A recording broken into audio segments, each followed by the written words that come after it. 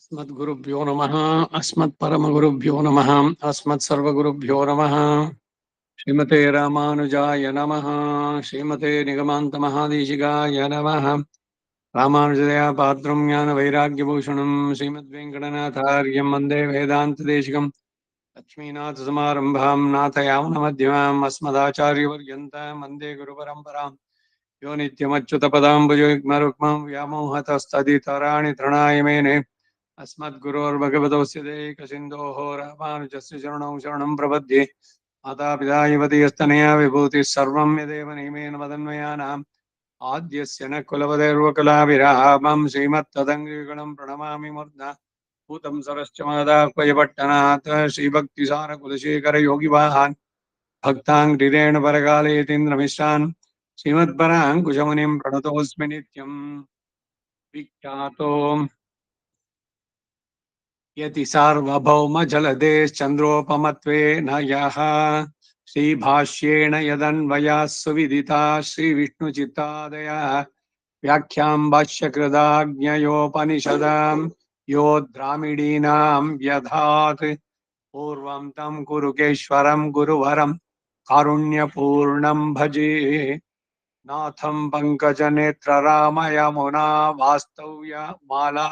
वास्तव्यमालाधरान् योगीन्द्रं कुरुकेशचन्द्रजलधिं गोविन्दपुराधिपौ भट्टार्घ्यं निगमान्तयोगिजगदाचार्यौ सकृष्णद्वयौ वन्दे माधवपद्मनाभसुमनः कोलेश देवादिपान् திருவருண்மால் சேனை முதலி ஷடகோபன்னாதமுனி ஷீருய்ய கொண்டார் மணக்கால் நம்பி சென்றாம் ஆளவந்தார் குருமாலாதரர் குருகை பிறார்க் அன்பாமிதிராஷர் கோவிந்தர் கூரேஷர் பட்டர் வேதாந்த முனிவர் இரு கண்ணர் கண்முடைய நம் பிள்ளை இவரிட அளித்தற்கு ஏந்த குருமாதவர் பத்மநாபர் இவர் அருளாளர்த்தம் திருவடியூன்ய தேவ பெருமாள் கை கொண்டருளும் திருமலையாழ்வார் பொன்பதங்கள் முன்பென்னுள் சேர்ந்தனவே.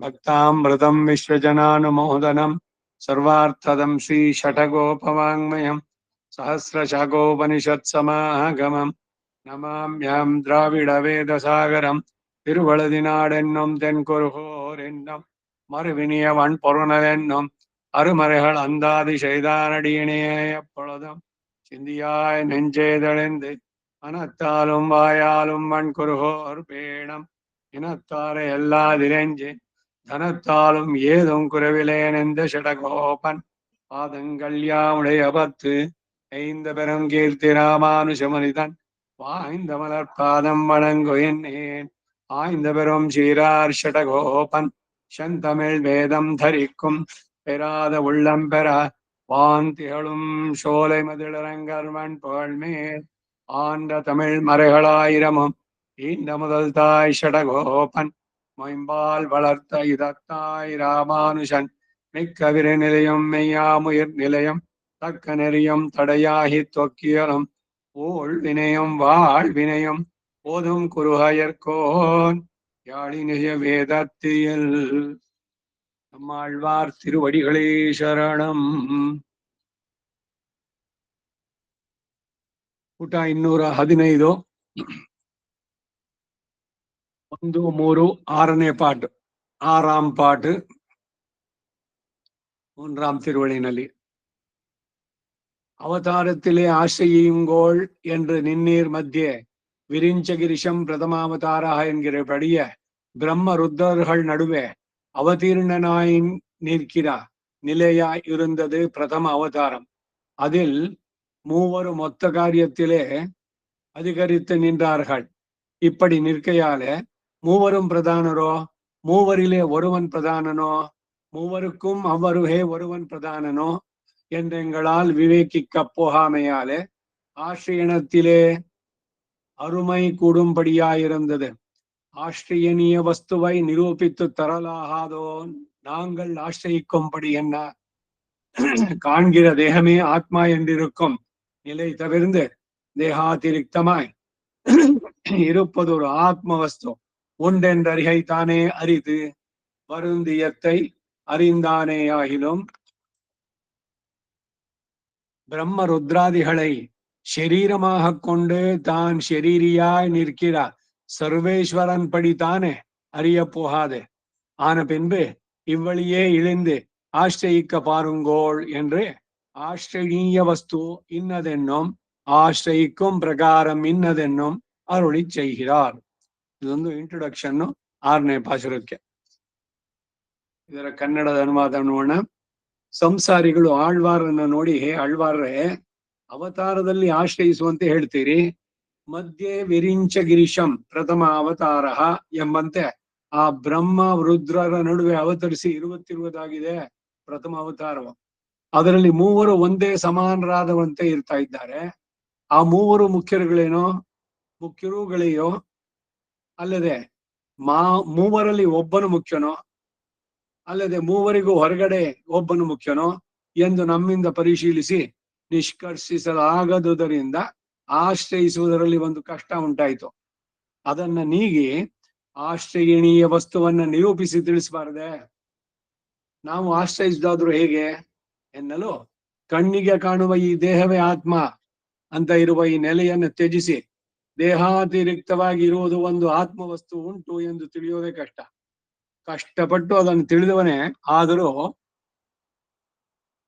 ಬ್ರಹ್ಮರುದ್ರಾದಿಗಳನ್ನ ಶರೀರವನ್ನಾಗಿ ಹೊಂದಿ ತಾನು ಶರೀರಿಯಾಗಿ ಇರುತ್ತಿರುವ ಸುರೇಶ್ವರನ ರೀತಿಯನ್ನ ತಿಳಿಯಲಾಗದು. ಆದ್ದರಿಂದ ಈ ದಾರಿಯಲ್ಲೇ ಇಳಿದು ಆಶ್ರಯಿಸುವುದನ್ನ ನೋಡಿರಿ ಎಂದು ಆಶ್ರಯಣೀಯ ವಸ್ತು ಇಂತಹದ್ದು ಎಂದು ಆಶ್ರಯಿಸುವ ಪ್ರಕಾರ ಇಂತಹದ್ದು ಅಂತ ಹೇಳ್ತಾರೆ. ಈಗ ಪಾಶುರ.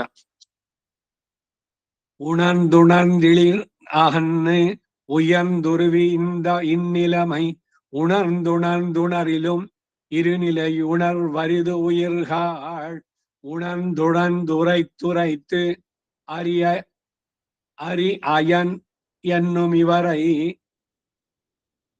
உணர்ந்துணர்ந்துரைத்துரைத்து இறைஞ்சுமின் மனப்பட்டதொன்னே. ಉಯಿರ್ಹಾಳ್ ಚೇತನಗಳೇ, ಉಡಲ್ ಅಂತಂದ್ರೆ ಶರೀರ, ಉಯಿರ್ ಅಂತಂದ್ರೆ ಆತ್ಮ, ಚೇತನರು. ಚೇತನರುಗಳೇ, ಉಣರ್ದುಣರ್ದು ಜ್ಞಾತೃತ್ವವನ್ನೇ ಸ್ವಭಾವವನ್ನಾಗಿ ಉಳ್ಳವನಾಗಿ ಇಳಿಂದು ಅಹನ್ರು ಉಯರ್ந்து ಕೆಳಗು ಪಕ್ಕಗಳಲ್ಲಿಯೋ ಮೇಲು ಹೀಗೆ 10 ದಿಕ್ಕುಗಳಲ್ಲಿ ದಶರಥ 10 ದಿಕ್ಕಿನಲ್ಲಿ ರಥ ಓಡಿಸ್ತಾ ಇದ್ದ. ಯಾವ್ದು 10 ದಿಕ್ಕುಗಳು ಅನ್ನೋದೆಲ್ಲ ಹೇಳಿದೆ, ಎಲ್ರಿಗೂ ಗೊತ್ತಿರ್ಬೇಕಲ್ವೇ? ಈಸ್ಟ್, ವೆಸ್ಟ್, ಸೌತ್, ನಾರ್ತ್, ಅದ್ರ ಜೊತೆಗೆ ಆನೆ, ವಾಯು, ಆಗ್ನೇಯ, ನೈಋತ್ಯ, ವಾಯುವ್ಯ, ಈಶಾನ್ಯ, ಮೇಲೆ ಕೆಳಗೆ. ಇದು 4, 14, 8 + 2. 10 ದಿಕ್ಕುಗಳಲ್ಲಿಯೂ ಜ್ಞಾನದ ಮೂಲಕ ವ್ಯಾಪಿಸಿ ಒಂದು ರೂಪವುಳ್ಳ ಅಚೇತನಕ್ಕಿಂತಲೂ ವಿಯಂದ ವಿಲಕ್ಷಣವಾದ ಇನ್ನಿಲಮೈ ಈ ಆತ್ಮಸ್ವರೂಪವನ್ನ ಉಣಂದು ಮನನದಿಂದಲೂ ತಿಳಿದು ಉಣರಿಲು ಯೋಗದಿಂದ ಸಾಕ್ಷಾತ್ಕರಿಸಿಕೊಂಡ್ರು. ಇರೈನಿಲೈ ಸರ್ವೇಶ್ವರನ ಸ್ವಭಾವವು ಉಣರ್வு ಅರಿದು ತಿಳಿಯಲು ಅಶಕ್ಯವಾದದ್ದು. ಯೋಗಿ ಹೃದ್ಯಾನ ಗಮ್ಯಂ ಯಾರಕ್ಕೂ ಕಾಣಕೊಡಾನವನ್ ಮಣ್ಣವರ್ಕುಂ வெண்ணவர்க்கும் அறியாதவன் ಎಲ್ಲ ಮಾತುಗಳು ಆಳ್ವಾರ್ಗಳ ಉದ್ಗಾರದಲ್ಲಿ ಬರುತ್ತೆ. ಇಷ್ಟೆಲ್ಲ ಇದ್ರು ಕೂಡ ಮನನದಿಂದ ಸಿಕ್ಬಿಡ್ತಾನೋ ಅಂದ್ರೆ ಇಲ್ಲ. ಬರೀ ಜ್ಞಾನ ಇದೆ ನನಗೆ, ಸಂಸ್ಕೃತ ಜ್ಞಾನ ಚೆನ್ನಾಗಿದೆ, ಸಿಗುತ್ತೋ? ನಾಯಮಾತ್ಮ ಪ್ರವಚನೇನ ಲಭ್ಯ ನ ಮೇದೆಯ ನ ಬಹುಧಾ ಶ್ರುತೇನ ಯಮೇ ವೈಶವೃಣತೆ ತೇನ ಲಭ್ಯ. ಯಾರನ್ನ ಅವನು ಆರಿಸ್ಕೊಳ್ತಾನೋ ಅವ್ರಿಗವನು ಲಭ್ಯ. ಯೋಗಿಗಳು ಮತ್ತೆ ಕಾಣ್ತಾರಲ್ಲ, ಯೋಗಿಗಳು ಕಂಡ್ರು ಕೂಡ ಇಲ್ಲ, ನೀವು ಜ್ಞಾನದಿಂದ ಇದರಿಂದ ತಿಳಿದ್ರು ಅವನ ಸ್ವರೂಪವನ್ನು ಪೂರ್ಣವಾಗಿ ತಿಳಿಯೋಕ್ಕಾಗಲ್ಲ ಅನ್ನೋದು ಸಾರಾಂಶ ಅಷ್ಟೆ. ಇರೈನಿಲೆ ಆ ಸರ್ವೇಶ್ವರನ ಸ್ವಭಾವ ಉಣರ್வு ಅರಿದು ತಿಳಿಯಲು ಅಶಕ್ಯವಾದದ್ದು. ಅವನನ್ನ ನಾನು ತಿಳಿದೆ ಅಂತಂದ್ರೆ ಏನು? ನನಗೆ ಗೊತ್ತು, ಅವನು ಎಲ್ಲ ಅವತಾರ ಮಾಡಿದ್ದಾನೆ, ಪರ, ವ್ಯೂಹ, ವಿಭವ, ಹಾರ್ದ. ಇಲ್ಲ, ಇವನು ಗೊತ್ತಾಗ್ಲಿಲ್ಲ, ಪೂರ್ಣವಾಗಿ ತಿಳಿಲಿಲ್ಲ ಅಂತಾನೆ ಅದು ಬರುವಂತದ್ದು. ಹಾಗಾದ್ರೆ ಯಾರು ತಿಳಿದವನು ಅಂತ ಅಂದ್ರೆ, ಅವನನ್ನು ಪೂರ್ಣವಾಗಿ ತಿಳಿಯೋಕ್ಕಾಗಲ್ಲ ಅಂತ ಯಾರು ತಿಳಿತಾನೋ ಅವನೇ ನಿಜವಾಗ್ಲು ಸರಿಯಾಗಿ ತಿಳಿದವನು ಅಂತ. ಹರಿಯು ಅಯನ್ ಬ್ರಹ್ಮನು ಅರನ್ ರುದ್ರನು. ನೋಡಿ, ಹರಿ ಅಯನ್ ಅರನ್ ಎನ್ನು ಇವರೈ ತ್ರಿಮೂರ್ತಿ ರೂಪ ಬ್ರಹ್ಮ ವಿಷ್ಣು ಮಹೇಶ್ವರ. ಹೀಗೆ ಎನ್ನು ಇವರೇ ಎಂಬ ಈ ಮೂವರನ್ನ ಉಣರ್ಂದೆ ಶ್ರವಣ ಮನನಗಳಿಂದ ಚೆನ್ನಾಗಿ ಪರಿಶೀಲಿಸಿ, ಮತ್ತೆ ಮತ್ತೆ ಕೇಳಿ, ಆಮೇಲೆ ವಿಚಾರ ಮಾಡಿ ಪರಿಶೀಲಿಸಿ ಉರೈತು ತದ್ವಿಷಯಕವಾದ ಶಾಸ್ತ್ರ ಪ್ರಮಾಣಗಳನ್ನ ಪಠಿಸಿ ವಿಚಾರ ಮಾಡಿ. ಸುಮ್ಮನೆ ಯಾರೋ ಏನೋ ಹೇಳಿದ್ರು ಅಂತಲ್ಲ, ಶಾಸ್ತ್ರ ಪ್ರಮಾಣ ಇದೆಯಾ, ಅದಕ್ಕೆ ಆಧಾರ ಇದೆಯೇ, ಅದನ್ನ ಮಾಡಿ ಮನಪಟ್ಟದು ಒನ್ನೆ. ಈ ಮೂವರಲ್ಲಿ ಯಾರು ಸರ್ವೇಶ್ವರನಾಗಿರ್ಬಹುದು ಎಂದು ಮನಸ್ಸಿನಲ್ಲಿ ವಿಚಾರಿಸಿ ನಿರ್ಣೀತವಾದ ವಸ್ತುವನ್ನೇ ಉಣಂದುಣಂದೆ ತದ್ಗುಣ ರೂಪಾದಿಗಳನ್ನ ಅನುಸಂಧಾನ ಮಾಡಿ ಉರೈತು ತದ್ವಾಚಕವಾದ ಮಂತ್ರ ನಾಮ ಸ್ತೋತ್ರಾದಿಗಳನ್ನೇ ಪಠನ ಮಾಡುತ್ತಾ ಈ ರೈಂಜುಮಿನ್ ಉಪಾಸನೆ ಮಾಡಿರಿ, ಅವನನ್ನ ಆಶ್ರಯಿಸಿ ಅಂತಾರೆ. ಭಗವಂತನ ಬಗ್ಗೆ ನಾಮ ಸಂಕೀರ್ತನೆ ಮಾಡೋದು. ಯಾರನ್ನ ಕುರಿತು ನಾವು ಹೇಳ್ತಾ ಇದ್ದೀವಿ ಅಂತ ಅವನ ಬಗ್ಗೆ ಒಂದ್ ಸ್ವಲ್ಪ ತಿಳಿಯೋಣ. ಅವನು ಇಷ್ಟವಾಗ್ಬೇಕು ನಮ್ಗೆ. ಈಗ ನಮಗೆ ಯಾರನ್ನೋ ಭೇಟಿ ಆಗ್ತೀರಿ, ಅವರೇನೋ ತುಂಬಾ ಇಷ್ಟವಾಯ್ತು ನಿಮಗೆ, ಅವರ ನಡೆ ನುಡಿನೋ ಮಾತಾಡಿದ ರೀತಿನೋ ನಿಮ್ಮ ಬಗ್ಗೆ ಅವರು ತೋರಿಸಿದ್ದಿದೋ ಎಲ್ಲ, ಯಾರವರು, ಏನವರ ಹಿನ್ನೆಲೆ, ಅದೆಲ್ಲ ಒಂಚೂರು ನೋಡೋಣ ಅಂತ ಅವರ ಬಗ್ಗೆ ತಿಳಿದಾಗಿ ಅವರು ಇನ್ನೂ ಸ್ವಲ್ಪ ಹತ್ರಕ್ಕಾದ್ರು. ಹೀಗೆ ಭಗವಂತನಿಗೂ ಜೀವಾತ್ಮನಿಗೂ ಬರ್ಬೇಕಾದಂತ ಸಂಬಂಧ ಇದು ಇವತ್ತಿಂದಲ್ಲ, ಅನಾದಿ ಕಾಲದಿಂದ ಇದೆ. ಆದ್ರೆ ನಮಗೆ ಇದು ಮರೆಯಾಗಿದೆ. ಇದನ್ನ ಈ ಪ್ರಯತ್ನಪೂರ್ವಕವಾಗಿ ನಾವು ಇವಾಗ ತಿಳಿಬೇಕು. ಅದಕ್ಕೆ ಏನ್ ಮಾಡ್ಬೇಕು, ಈ ಅಹಂಕಾರ ಮಮಕಾರಗಳನ್ನ ಬಿಡ್ಬೇಕು. ನಾನು ನಂದು ಅನ್ನೋದನ್ನ, ಶರೀರವೇ ನಾನು ಅನ್ನೋ ಭ್ರಮೆ ಹೋಗ್ಬಿಟ್ರೆ ಅವನನ್ನು ಸುಲಭವಾಗಿ ಪಡಿಬಹುದು. ನೀನು ಮದೆನ್ನಿವೈ ಬೇರ್ ಮೊದಲ್ ಮಾಯ್ತು. ಈಗ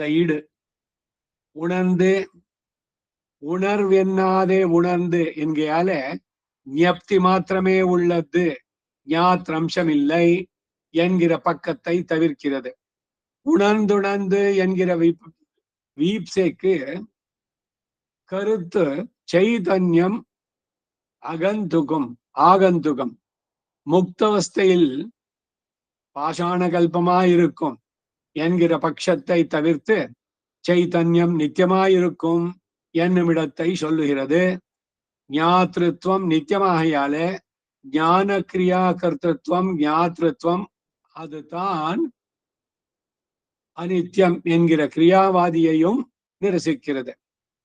இழிந்தகன்றுயர்ந்து இச்சேதனன் தான் அணுபரிமாணனாயிருக்கச் செய்தேயும் ஈஸ்வரன் ஸ்வரூபத்தாலே எங்கும் வியாபித்திருக்குமா போல ஞானத்தாலே எங்கும் வியாபித்திருக்கும் என்கிறது.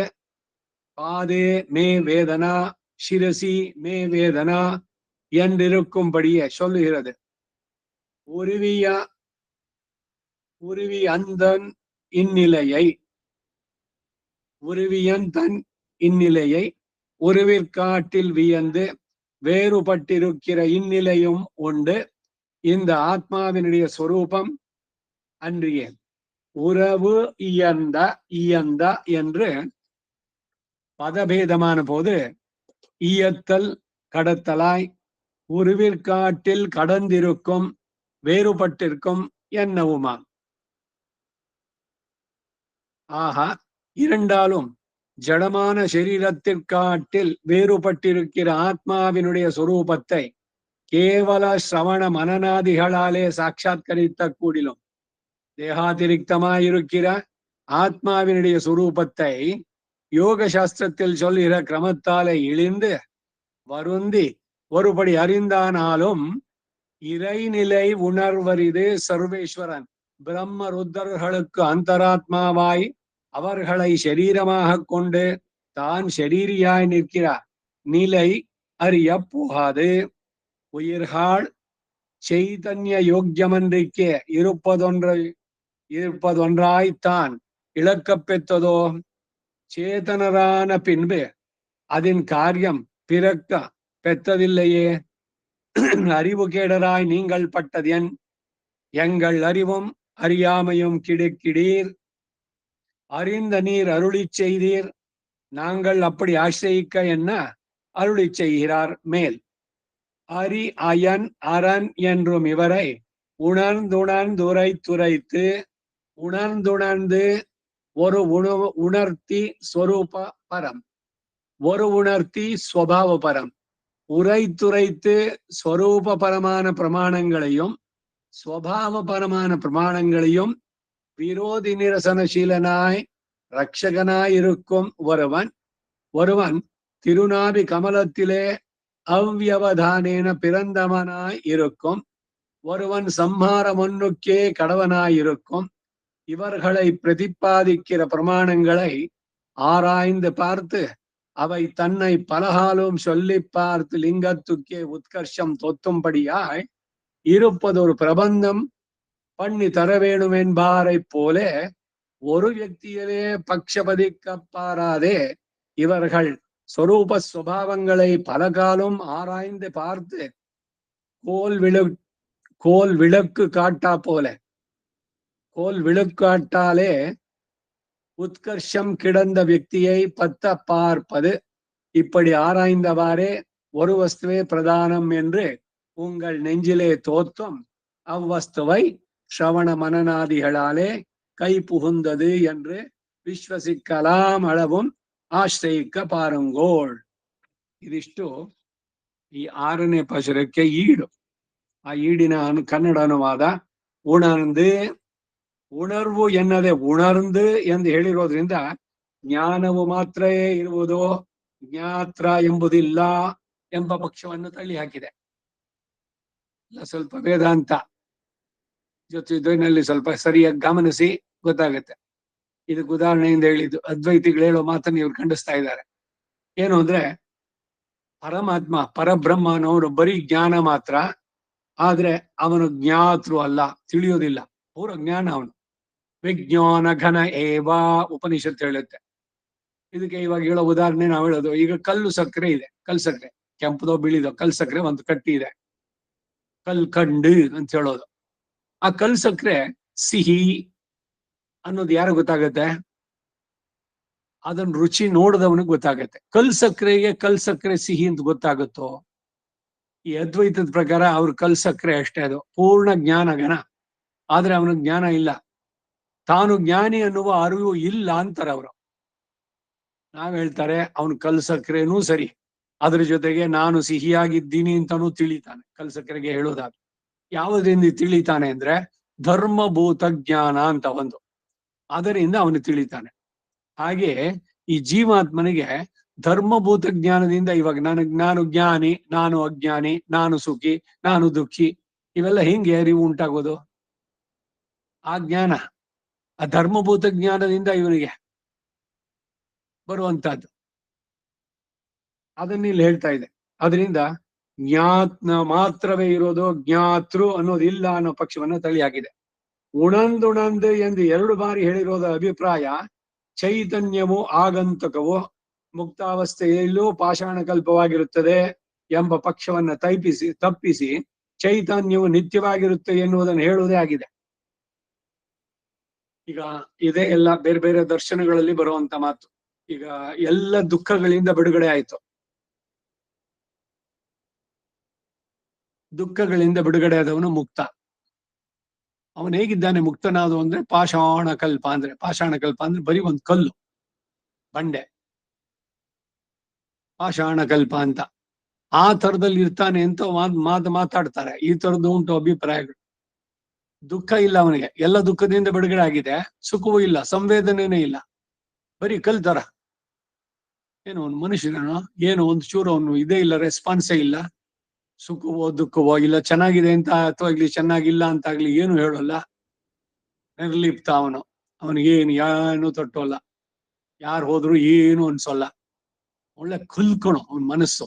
ಈ ತರ ಮಾತುಗಳೆಲ್ಲ ಕೇಳ್ತೀರಿ ನೀವು. ಪಾಷಾಣ ಕಲ್ಪ ಅಂತ ಹೇಳ್ಬೇಕಾದ್ರೆ ಯಾವುದು ಸಂವೇದನೆ ಇಲ್ಲದೆ ಇರುವಂತಹದ್ದು ಅಷ್ಟೇ. ಆ ರೀತಿ ಮುಕ್ತಾವಸ್ಥೆನಲ್ಲಿದೆ ಅಂತ ಯಾರು ಹೇಳ್ತಾರೋ ಅಂತವ್ರ ಮಾತನ್ನು ಖಂಡಿಸುವಂತದ್ದಿದು ಎಂಬ ಪಕ್ಷವನ್ನ ತಪ್ಪಿಸಿ ಚೈತನ್ಯ ನಿತ್ಯವಾಗಿದೆ. ಚೇತನ ಅವನು ನಿತ್ಯ. ನಿತ್ಯ ಅಂದ್ರೆ ಏನು? ಶಾಶ್ವತವಾಗಿದ್ದಾನೆ. ಅವನಿಗೆ ಸಾವು ಅನ್ನೋದೇ ಇಲ್ಲ. ಆತ್ಮ ಹಿಂದೆನೂ ಇತ್ತು, ಇವತ್ತು ಇದೆ, ಮುಂದಕ್ಕೂ ಇದೆ. ಈಗ ಸಂಸಾರ ದಶೆನಲ್ಲಿದ್ದು ಹೋಗ್ಲಿ, ಮೋಕ್ಷ ದಶೆನಲ್ಲೂ ಅವನಿದ್ದಾನೆ. ಇಲ್ಲೂ ಇದ್ದಾನೆ, ಅಲ್ಲೂ ಇದ್ದಾನೆ. ಹಾಗಾದ್ರೆ ಏನಾಗಬೇಕು ಅಂದ್ರೆ ಹುಟ್ಟು ಸಾವಿನ ಚಕ್ರ ಬಿಡಿಸ್ಕೊಳ್ಬೇಕಷ್ಟೆ. ಎಲ್ಲ ದುಃಖಗಳಿಂದ ದೂರವಾಗಿ ಸದಾ ನಿರತಿಶಯವಾದ ಆನಂದದಲ್ಲಿ ಭಗವಂತನಿಗೆ ಇವನ ಶರೀರ ಅನ್ನೋದನ್ನು ತಿಳಿದು ಅವನ ಕೈಂಕರ್ಯದಲ್ಲೇ ತೊಡಗಿರುವಂತ ಅದು ನಾವು ಪಡೆಯಬೇಕಾದಂತ ಗುರಿ ಏನು. ಅದಕ್ಕಾಗಿ ಹೇಳ್ತಾರೆ, ಈ ರೀತಿಯ ಪಾಷಾಣ ಕಲ್ಪ ಅಂತ ಹೇಳೋದನ್ನ ತಪ್ಪಿಸಿ ಚೈತನ್ಯ ನಿತ್ಯವಾಗಿದೆ ಎನ್ನುವುದನ್ನು ಹೇಳೋದೇ ಆಗಿದೆ. ಜ್ಞಾತೃತ್ವವು ನಿತ್ಯವಾದ್ರಿಂದ ಜ್ಞಾನ ಕ್ರಿಯಾ ಕರ್ತೃತ್ವವು ಜ್ಞಾತೃತ್ವ ಅದು ತಾನೇ ಅನಿತ್ಯ ಎಂಬ ಕ್ರಿಯಾವಾದಿಯನ್ನು ನಿರಸನ ಮಾಡುತ್ತೆ. ಇದು ಇನ್ನೊಂದು ಮಾತು. ಕ್ರಿಯಾವಾದಿ, ವರ್ಕ್ ಈಸ್ ವರ್ಷಿಪ್, ಇವೆಲ್ಲ ಹೇಳ್ಕೊಂಡು ಹೋಗ್ತಾರೆ. ಕೆಲಸವೇನೆ ಅದೇ ದೇವರು. ಮಾಡ್ತಾ ಇದ್ರೆ ಏನೋ ಒಂದು ಕೆಲಸ ಮಾಡ್ತೀರಿ, ಆ ಕೆಲಸದಿಂದ ಒಂದು ಶಕ್ತಿ ಉಂಟಾಗುತ್ತೆ. ಆ ಶಕ್ತಿ ನಿಮಗೆ ಆ ಫಲವನ್ನು ಕೊಡುತ್ತೆ, ಕೆಟ್ಟದ್ದು ಒಳ್ಳೇದು. ಆ ಕ್ರಿಯಾವಾದಿಯನ್ನ ನಿರಸನ ಮಾಡ್ತಾರೆ. ಕರ್ಮಠರು ಅಂತಾರೆ. ಕರ್ಮೇತಿ ಮೀಮಾಂಸಕಾಹ, ಆ ಮೀಮಾಂಸಕರು ಹೇಳೋ ಮಾತಿದು. ಭಗವಂತನ ಒಪ್ಕೊಳ್ತಾರೆ, ಆದ್ರೆ ಅವನಿಂದ ಏನು ಆಗ್ಬೇಕಾಗಿಲ್ಲ. ಅವನ ಪಾಡ್ಗೆ ಅವನಿದ್ದಾನೆ. ಈ ಚೇತನ ಏನೋ ಒಂದು ಕೆಲಸ ಮಾಡಿದಾಗ ಅದಕ್ಕೊಂದು ಶಕ್ತಿ ಉಂಟಾಗತ್ತೆ. ಆ ಶಕ್ತಿ ಅದಕ್ಕೆ ಏನ್ ಬೇಕೋ ಆ ಫಲ ಕೊಟ್ಬಿಟ್ಟು ಹೋಗ್ಬಿಡುತ್ತದು. ಇದು ಅವ್ರ ಮಾತು. ಇಳಿಂದ ಅಹಂಡ್ರು ಉಯರ್ந்து ಈ ಚೇತನನು ತಾನು ಪರಿಮಾಣನಾಗಿದ್ರು ಕೂಡ ಈಶ್ವರನು ತನ್ನ ಸ್ವರೂಪದಿಂದ ಎಲ್ಲೆಲ್ಲಿಯೂ ವ್ಯಾಪಿಸಿರುವಂತೆ ಧರ್ಮಭೂತ ಜ್ಞಾನದಿಂದ ಎಲ್ಲೆಲ್ಲಿಯೂ ವ್ಯಾಪಿಸುತ್ತಾನೆ ಎಂದು ತಿಳಿಸುತ್ತೆ. ಪಾದೆ ಮೇ ವೇದನ, ಶಿರಸಿ ಮೇ ವೇದನ ಎಂಬ ರೀತಿಯನ್ನು ಹೇಳುತ್ತೆ. ಈಗ ತಲೆ ಕೂದಲು ಎಳೆದ್ರು ಕೂಡ ನೋವು ಯಾರಿಗೂ ಗೊತ್ತಾಗುತ್ತೆ? ಅದರ ಅರಿವು ಉಂಟಾಗೋದು ಆತ್ಮನಿಗೆ. ಕಾಲಿನ ತುದಿಗೆ ಮುಳ್ಳು ಚುಚ್ಚಿದ್ರು ಕೂಡ ಗೊತ್ತಾಗತ್ತೆ. ಹಾಗಾದ್ರೆ ಇವನ್ ತಲೆನಲ್ಲಿ ಇದ್ದಾನೋ ಇಲ್ಲ ಕಾಲಿನಲ್ಲಿ ಇದ್ದಾನೋ ಅಂತಂದ್ರೆ ಶರೀರದಲ್ಲಿ ಯಾವುದೇ ಭಾಗದಲ್ಲಿ ಏನೇ ಆದ್ರೂ ಕೂಡ ಅವನಿಗೆ ಗೊತ್ತಾಗತ್ತೆ. ಅಂದ್ರೆ ಅಣುವಾಗಿರುವಂತವನು ಸ್ವರೂಪತಃ ಅವನು ಆ ಶರೀರವನ್ನು ಪೂರ್ಣವಾಗಿ ವ್ಯಾಪಿಸಿದ್ದಾನೆ. ಇದು ಜೀವಾತ್ಮನಿಗೆ. ಪರಮಾತ್ಮನೋ ಎಲ್ಲರಿಗೂ ಆತ್ಮ. ಅವನು ಅಂತಃ ಪ್ರವಿಷ್ಟ ಶಾಸ್ತ್ರ ಜನಾನಾಹಂ ಸರ್ವ ಆತ್ಮ. ಎಲ್ಲರಿಗೂ ಆತ್ಮನಾಗಿರೋನು ಎಲ್ಲರ ದೇಹದಲ್ಲಿ ಏನಾಗುತ್ತೆ ಅನ್ನೋದನ್ನು ತಿಳಿಯುವಂತವನು. ನನಗೆ ನನ್ನ ಶರೀರದಲ್ಲಿ ಏನಾಗುತ್ತೆ ನನಗೆ ಗೊತ್ತಾಗತ್ತೆ, ನಿಮಗೆ ಏನಾಗ್ತಾ ಇದೆ ನನಗೆ ಗೊತ್ತಾಗತ್ತೇನೋ? ಈ ಆತ್ಮ ನಿಮ್ ಶರೀರದೊಳಗಡೆ ಬಂದು ಅಲ್ಲಿ ಏನೇನಾಗಿದೆ ಅನ್ನೋದು ಗೊತ್ತಾಗತ್ತಾ? ಇದು ಸಾಧ್ಯ ಇಲ್ಲ. ಇದು ಪರಮಾತ್ಮಗೂ ಜೀವಾತ್ಮನಿಗೂ ಇರೋ ಲಿಮಿಟೇಷನ್ಸ್. ಪರಮಾತ್ಮ ಎಲ್ಲವನ್ನು ವ್ಯಾಪಿಸ್ತಾನೆ, ಜೀವಾತ್ಮನಿಗೆ ಆ ಶರೀರದಲ್ಲಿ ಮಾತ್ರ ವ್ಯಾಪಿತ್ವ. ಉರುವಿಯಿಂದ ಇನ್ನಿಲೆಮೈ. ಉರು ಎಂದರೆ ಅಚಿತ್ತಿಗಿಂತಲೂ ವಿಯಂದು ಅಂದರೆ ಬೇರ್ಪಟ್ಟಿರುವ ಈ ಸ್ಥಿತಿ ಉಂಟು. ಅದು ಈ ಆತ್ಮನ ಸ್ವರೂಪ. ಶರೀರದಿಂದ ಬೇರೆಯಾದವನು, ಶರೀರ ತನ್ನ ಇದಕ್ಕೆ ಇರುವಂತಹದ್ದು ಅಂತ ತಿಳಿದವನು, ತನ್ನ ಭೋಗಕ್ಕೆ ಅದನ್ನ ನಿಯಮಿಸುವವನು, ಎಲ್ಲವೂ ಕೂಡ ಅವನು ಒಳಗಿರುವಂತ ಆತ್ಮ ಅನ್ನುವಂಥದ್ದು. ಅದು ಆತ್ಮನ ಸ್ವರೂಪ. ಉರವು ಈ ಅಂದ ಎಂದು ಪದ ವಿಭಾಗ ಮಾಡಿದ್ರೆ ಈ ಅತ್ತಲ್ ಎಂದರೆ ಬೇರೆಯಾದುದಾಗಿ ಅಚೇತನಕ್ಕಿಂತಲೂ ಬೇರ್ಪಟ್ಟಿರುವುದು ಎಂದಾಗುತ್ತೆ. ಇಲ್ಲಿ ಆತ್ಮ ಶರೀರಕ್ಕಿಂತ ಬೇರೆಯಾದದ್ದು. ಇದೇ ದೇಹಾತ್ಮ ಭ್ರಮೆ. ಅದನ್ನೇ 2ನೇ ಅಧ್ಯಾಯದಲ್ಲಿ ಕೃಷ್ಣ ಅರ್ಜುನನಿಗೆ ಬಿಡಿಸಿದ್ದು. 72 ಶ್ಲೋಕಗಳನ್ನು ಹೇಳ್ತಾ, ನೀನು ಬೇರೆ, ನೀನ ಶರೀರ ಅಲ್ಲ, ಈ ಶರೀರವೇ ನೀನು ಅನ್ನೋ ಭಾವವನ್ನು ಬಿಡು. ಶರೀರ ಹುಟ್ಟಿತು, ಶರೀರ ಬೆಳೀತು, ಶರೀರ ನಾಶವಾಯಿತು. ಆತ್ಮನಿಗೆ ನಾಶ ಇಲ್ಲ. ಆ ಶರೀರ ಬಿಟ್ಟ ಇನ್ನೊಂದು ಶರೀರ ಅವನಿಗೆ ಸಿಗುತ್ತೆ. ಇವತ್ತು ಈ ವಸ್ತ್ರ ಹಾಕೊಂಡಿದೀವಿ, ನಾಳೆ ಇನ್ನೊಂದು ಧರಿಸ್ತೀವಿ ನಾವು. ಶರೀರ ಜೊತೆಗೆ ಈ ಒಂದು ಉದಾಹರಣೆಗೆ ಹೇಳ್ತಾ ಇದ್ದೀನಿ ಅಷ್ಟೇ. ಇದು ಈ ಶರೀರಕ್ಕೆ ಎಷ್ಟು ಬಟ್ಟೆಗಳು ವಸ್ತ್ರಗಳನ್ನು ಉಡಿಸಿದ್ದಾಯ್ತು, ಹಾಗೆ ಆತ್ಮಗಳಿಗೆ ಎಷ್ಟು ವಸ್ತ್ರಗಳು ಆಗಿದ್ದು ಶರೀರಗಳಾಗಿದೆ ಅಂತ ಗೊತ್ತೇನೋ? ಅದೇ ರೀತಿ ಅಂತ ಹೇಳ್ತಾರೆ. ಸೊ ವಸ್ತ್ರವೇ ನಾನಲ್ಲ, ಶರೀರ ಬೇರೆ. ಹಾಗೆ ಶರೀರವೇ ನಾನಲ್ಲ, ಆತ್ಮ ಬೇರೆ. ಇದನ್ನ ಸರಿಯಾಗಿ ತಿಳಿಬೇಕು. ಅಚೇತನಕ್ಕಿಂತಲೂ ಬೇರುಪಟ್ಟಿರುವುದಂತಹದ್ದು ಆತ್ಮ, ಚೇತನ. ಈ 2 ಬಗೆಯ ನಿರೂಪಣೆಯಿಂದಲೂ ಜಡ ಶರೀರಕ್ಕಿಂತ ಬೇರ್ಪಟ್ಟಿರುವ ಆತ್ಮನ ಸ್ವರೂಪವನ್ನ ಕೇವಲ ಶ್ರವಣ ಮನನಾದಗಳಿಂದ ಸಾಕ್ಷಾತ್ಕರಿಸುವುದಾದ್ರೂ ದೇಹಾತಿರಿಕ್ತವಾಗಿರುವ ಆತ್ಮನ ಸ್ವರೂಪವನ್ನ ಯೋಗಶಾಸ್ತ್ರದಲ್ಲಿ ಹೇಳುವ ಕ್ರಮದಲ್ಲಿ ತೊಡಗಿ ಕಷ್ಟಪಟ್ಟು ಒಂದು ರೀತಿಯಲ್ಲಿ ತಿಳಿದವನಾದರೂ ಕೂಡ ಇರೈನಿಲೈ ಉಣರ್ವರಿದೆ ಸರ್ವೇಶ್ವರನು ಬ್ರಹ್ಮ ರುದ್ರಗಳಿಗೆ ಅಂತರಾತ್ಮನಾಗಿ ಅವರುಗಳನ್ನ ಶರೀರವನ್ನಾಗಿ ಹೊಂದಿ ಅವರಿಗೆ ತಾನು ಶರೀರಿಯಾಗಿ ಇರುತ್ತಿರುವ ನೆಲೆಯು ತಿಳಿಯಲಾಗದ್ದು. ಈ ಸೆಂಟೆನ್ಸ್ ಅಲ್ಲಿ ಏನ್ ಹೇಳಿದ್ರು ಅಂದ್ರೆ, ಈಗ ಅಷ್ಟಾಂಗ ಯೋಗ ಇದೆ, ಯಮ ನಿಯಮ ಆಸನ ಪ್ರಾಣಾಯಾಮ ಪ್ರತ್ಯಾಹಾರ ಧ್ಯಾನ ಧಾರಣ ಸಮಾಧಿ. ಆ ಸಮಾಧಿ ಅಂದ್ರೇನು? ಸಮಾಧಿ ಸ್ಥಿತಿನಲ್ಲಿರೋದು. ಅವ್ರನ್ನ ಸಮಾಧಿ ಮಾಡಿದ್ರು ಮಣ್ಣಲ್ಲಿ, ಅಂದ್ರೆ ಸಮಾಧಿ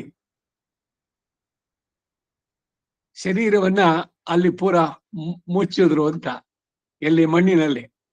ಇವನು ಸಮಾಧಿ ಆದ ಅಂತಂದ್ರೆ, ಸಮಾಧಿ ಸ್ಥಿತಿಯನ್ನು ಪಡೆದ ಅಂದ್ರೆ it is almost A dead state ಅಷ್ಟೇ.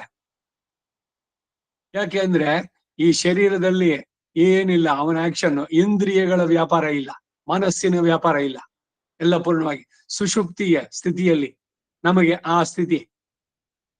ಭಗವಂತನ ಜೊತೆನಲ್ಲಿ ಇರ್ಬೇಕಾದ್ರೆ ಬರೀ ಉಸಿರಾಡ್ತಾ ಇರುವಂತ ಶರೀರ ಅಷ್ಟೇ. ಹಾಸಿಗೆ ಮೇಲೆ, ಮಂಚದ ಮೇಲೆ, ಹಾಸಿಗೆ ಮೇಲೆ ಮಲಗಿದೆ, ಹೋಗಿ ಎಚ್ಚರ ಆಗೋಲ್ಲ. ಹೋಗಿ ಎಳ್ಳಾಡ್ಸಿದ್ರೆ ಆಮೇಲೆ ಅವನ ಆ ಜಾಗೃತ ಸ್ಥಿತಿಗೆ ಬಂದ್ರೆ ಓಹ್ ಎಚ್ಚರ ಆಯ್ತು, ಒಳ್ಳೆ ಒಳ್ಳೆ ಚೆನ್ನಾಗಿ ನಿದ್ದೆ ಬಂದ್ಬಿಟ್ಟಿತ್ತು, ನನಗೆ ಏನು ಗೊತ್ತಿಲ್ಲ. ಏನಾಯ್ತು? ನೀನ್ ಅಲ್ಲೇ ಇದೆಯಲ್ಲ, ಅದೇಂಗ್ ಗೊತ್ತಾಗ್ಲಿಲ್ಲ ನಿಂಗೆ? ಮೊದಲು ನಿದ್ದೆ ಬರ್ಬೇಕು. ಅದಕ್ಕೆ ಮೊದ್ಲು ಏನ್ ಮಾಡ್ಬೇಕು? ಕೈ ಕಾಲು ಯಾವ ಆಕ್ಟಿವಿಟೀಸ್ ಎಲ್ಲ ಬೇಡ, ಕಾನ್ಸಂಟ್ರೇಟ್ ಆನ್ ದಿ ಬ್ರೀತಿಂಗು. ಭಗವಂತನನ್ನ ಧ್ಯಾನ ಮಾಡಿ, ಎಲ್ಲವನ್ನು ವಿಶ್ರಾಂತಿ ಬಿಟ್ಟುಬಿಡಿ. ಅವನು ಎಚ್ಚರವಾಗಿದ್ದಾನೆ. You sleep like a child, God is awake. ನಿದ್ದೆ ಮಾಡೋದು ಸುಲಭ, ಕಷ್ಟ ಅಲ್ಲ. ಅಯ್ಯೋ ತೂಕ್ಮೇ ಬರ್ಲೆ ಏನ್ ಈ ಕಡೆಯಿಂದ ಆ ಕಡೆ ಹೊರಳಾಡಿದ್ದಾಯ್ತು, ಅಲ್ಲಿ ಯಾರ್ದೋ ಮನೇಲಿ 12 ಗಂಟೆ ಬೆಲ್ಲು ಆಯ್ತು, ಅಲಾರಂ ಹೊಡೀತು, 1 ಗಂಟೆ ಅಲಾರಮು ಆಯ್ತು, ನಾಯಿಗಳು ಕೂಗ್ತಾ ಇದೆ, ನೀರವ ರಾತ್ರಿ, ಮೈಯೆಲ್ಲ ನೋವು, ಈ ಕಡೆ ಹೊರಳಿ ಆ ಕಡೆ ಹೊರಗಿ, ಏನೇನೋ ಚಿಂತೆಗಳು, ಯಾವುದೋ ಇದು, ಎಷ್ಟೊತ್ತಾರು ನಿದ್ದೆ ಬರ್ಲಿಲ್ಲ. ಯಾಕೆ ಈ ರೀತಿ ಸ್ಥಿತಿ? ಯಾಕೆ ಅಂದ್ರೆ ಶರೀರವನ್ನ ಹೇಗೆ ನೀವು ಉಪಯೋಗಿಸ್ಬೇಕು ಆ ರೀತಿ ಮಾಡ್ತಿಲ್ಲ. ಬೆಳಗ್ಗೆ ಬೇಗ ಎದ್ದು ಏನಾರು ಕರ್ತವ್ಯ ಪರರಾಗಿದ್ದು, ಏನೋ ಮಗ ಸೊಸೆ ಎಲ್ಲ ಬಂದಿದ್ದಾಗಿದೆ, ಅವರೆಲ್ಲ ಮಾಡ್ಕೊಳ್ತಾರೆ ಅಂದ್ರೆ ನಿಮ್ಗೇನ್ ಕೆಲ್ಸ? ಏನು ಇಲ್ವಾ? ಕುಟುಂಬಕ್ಕೆ ಏನಾರು ಒಂದಷ್ಟು ಸಹಕಾರಿಯಾಗಿ ಮಾಡ್ಬೋದಲ್ಲ. ಅವ್ರಿಗೆ ಹಚ್ಕೊಡೋದೋ ಮಾಡೋದೋ, ತರಕಾರಿನೋ ಮತ್ತೊಂದೋ ಹೇಳ್ಬೋದು, ಇನ್ನೆಲ್ಲ ಹೋಗೋದು, ಇಲ್ಲ ಒಂದಿಷ್ಟು ಪಾರ್ಕ್ ಹೋಗಿ ಇದು ಏನೋ ಗಿಡಗಳನ್ನ ಬೆಳೆಸೋದು, ಸುತ್ತಮುತ್ತಲು ಏನಾದ್ರು ಜಾಗ ಇದ್ರೆ ನಾವು ವಾಕಿಂಗ್ ಹೋಗ್ಬಿಟ್ಟು ಬರೋದು. ಶರೀರಕ್ಕೆ ಏನಾದ್ರು ಒಂದ್ ಸ್ವಲ್ಪ ಶ್ರಮ ಇದ್ರೆ ಆಗತ್ತೆ. ಸುಮ್ನೆ ಕೂತಿದ್ ಕಡೆನೆ ಕುತ್ಕೊಂಡಿದ್ರೆ ಬರೀ ಶರೀರ ಊತ ಹೋಗುತ್ತೆ ಅಷ್ಟೇ. ಶರೀರ ಶಿಲ್ಪ ಅಂತ, ಕಡೆಯ ತನಕ ಶರೀರ ಚೆನ್ನಾಗಿರ್ಬೇಕು ಅಂದ್ರೆ you should keep it active. ಅದಕ್ಕೇನು ಅಂದ್ರೆ ಬೆಳಗಿನಿಂದ ಏನಾರು ಮಾಡಿ ಶರೀರಕ್ಕೆ ಒಂದ್ ಸ್ವಲ್ಪ ಶ್ರಮ ಆಗಿರ್ಬೇಕು. ಆವಾಗ ನೀವು ಹೋಗಿ ಕಡೆಯಲ್ಲಿ ಎಲ್ಲ ಕೆಲಸನೂ ಆಯ್ತು, ಬೆಳಗಿಂದ ರಾತ್ರಿ ತನಕ ಏನು ಭಗವಂತ ನೇಮಿಸಿದ್ನೋ ಎಲ್ಲ ಕೆಲಸಗಳನ್ನು ಮಾಡಿದ್ದ ಮನೆಗೆ ಸಮರ್ಪಣೆ ಮಾಡಿ, ರಾಮಸ್ಕಂದಂ ಎಲ್ಲ ಹೇಳಿ, ಕ್ಷೀರಸಾಗರ ತರಂಗ ಶೀಕರ ಮಲಗಿ, ಭಗವಂತನ ನಿಮ್ ಮನೆ ದಿಂಬೆನೆ ಭಗವಂತನ ಕಾಲು ಅಂತ ಇಟ್ಕೊಳ್ಳಿ, ನೆಮ್ಮದಿಯಾಗಿ ಮಲಗಿ. ಇನ್ನೊಂದು ತಾಟು ಬೇರೆ ಒಂದು ಚಿಂತನೆ ಮುಂದಕ್ಕೆ ಹೋಗಕ್ ಬಿಡಬಾರ್ದು ಮನಸ್ಸಿಗೆ. ಅಯ್ಯೋ ನಾಳೆ ಅದನ್ನ ನಾಳೆ ನೋಡ್ಕೊಳ್ಳೋಣ, ಇವಾಗ ನಾ ಮಲಗ್ತಾ ಇದ್ದೀನಿ. ಮನಸ್ಸು ಓಡಾಡೋದಕ್ ಬಿಡಬಾರ್ದಲ್ಲಿ, ಕತ್ತರಿಸ್ಬೇಕು, ಅದನ್ನ ತಿಳ್ಕೊಳ್ಬೇಕು. ಅದನ್ನ ಮಾಡಿ ನೀವು ನೆಮ್ಮದಿಯಾಗಿ ಮಲಗಿ. 2 ನಿಮಿಷದಲ್ಲಿ ಬಂದ್ಬಿಡುತ್ತೆ ನಿದ್ದೆ, ಡೀಪ್ ಸ್ಲೀಪ್ ಕೊಟ್ಟೋಗ್ಬೋದು, ಕನಸು ಇಲ್ಲ ಮಧ್ಯದಲ್ಲಿ. ಪುತ್ತೂರ್ನಲ್ಲಿ ಒಬ್ಬ ಅಜ್ಜ ಅಂತಿದ್ರು, ಅನೇಕ ಬಾರಿ ಹೇಳಿದ್ದೆ ಇದ್ ನಾನು. ನಿದ್ದೆ ಮಾಡೋದು ತಿಳಿಸ್ಬೇಕೇನ, ತೆಗಿಯ ಅಂತಾರ ಅವರು. ಹೀಗೆ ಏನೋ ಮನಸ್ಸಿನ ಕಲ್ಪನೆಗಳು ಇದೆಲ್ಲ. ಇನ್ ಕೆಲವರಿಗೆ ಮಲಬದ್ಧತೆ, ಒದ್ದಾಡ್ತಾರೆ. ಬಹಳ ಸಿಂಪಲ್, ಇನ್ಲೆಟ್ ಒಂದ್ ಕೊಟ್ಟಿದ್ದಾನೆ, ಔಟ್ಲೆಟ್ ಒಂದಿದೆ. ಇಲ್ಲಿ ಒಳಗಡೆ ಹೋಗಿದ್ದೆಲ್ಲ ಶರೀರದಲ್ಲೇ ತುಂಬಿಕೊಂಡಿರೋಕ್ಕಾಗತ್ತಾ? ಇಟ್ ಹ್ಯಾಸ್ ಟು ಗೋ, ಹೋಗುತ್ತ. ಅದು ಕಾಲ ಪ್ರವೃತ್ತಿ ಆಗ್ತಾ ಇದೆಯಾ? ಶರೀರ ಸರಿಯಾಗಿ ಇಟ್ಕೊಂಡಿದ್ರೆ ಯಾವ ತೊಂದರೆನೂ ಆಗೋಲ್ಲ, ನಿದ್ದೆನೂ ಚೆನ್ನಾಗ್ ಬರುತ್ತೆ. ಹೀಗೆ ಶರೀರವನ್ನು ಹೇಗೆ ಇಟ್ಕೊಳ್ಳೋದು, ಅದಕ್ಕೆ ಇವೆಲ್ಲ ಬೇಕು. ಈ ಡಿಸಿಪ್ಲಿನು, ಶಿಸ್ತು, ಬೆಳಗ್ಗೆ ಬೇಗ ಹೇಳೋದು, ಮಧ್ಯಾಹ್ನ ಹೆಚ್ಚಿಗೆ ಮಲಗದೆ ಇರೋದು, ಸುಮ್ನೆ ಟಿವಿ ಮುಂದೆ ಕುತ್ಕೊಂಡಿರೋದು, ಏನೋ ಬಾಯಾಡಿಸ್ತಾ ಇರೋದು, ಅದು ಹೊಟ್ಟೆ ಬೆರಿತಾ ಇರುತ್ತೆ. ಎಲ್ಲ ಒಂದು ಕಂಟ್ರೋಲ್ ಇರ್ಬೇಕು. ತಿನ್ನೋದ್ರಲ್ಲೂ ಕೂಡ ಅಷ್ಟೇ. ಟಂಗ್ ಹಿತ ಇದು ನಿಯಮಿತವಾಗಿರ್ಬೇಕು. ಯುಕ್ತಾಹಾರ ವಿಹಾರಸ್ಯ ಭಗವದ್ಗೀತೆನಲ್ಲಿ ಹೇಳ್ತಾನೆ. ಆಹಾರ ವಿಹಾರ ಎರಡರಲ್ಲೂ ಕೂಡ ಯುಕ್ತವಾಗಿರ್ಬೇಕು. ಎಕ್ಸಸೈಸ್ ಮಾಡ್ತೀನಿ ಅಂತ ಸಿಕ್ಕಾಪಟ್ಟೆ ಮಾಡೋದಲ್ಲ. ಒಂದ್ ದಿವಸ ಎಲ್ಲ ಮಾಡ್ಬಿಟ್ಟು ಕೈ ಕಾಲೆಲ್ಲ ನೋಸ್ಕೊಂಡು ಮಲಗ್ಬಿಡೋದು, ಅದು ಅಲ್ಲ.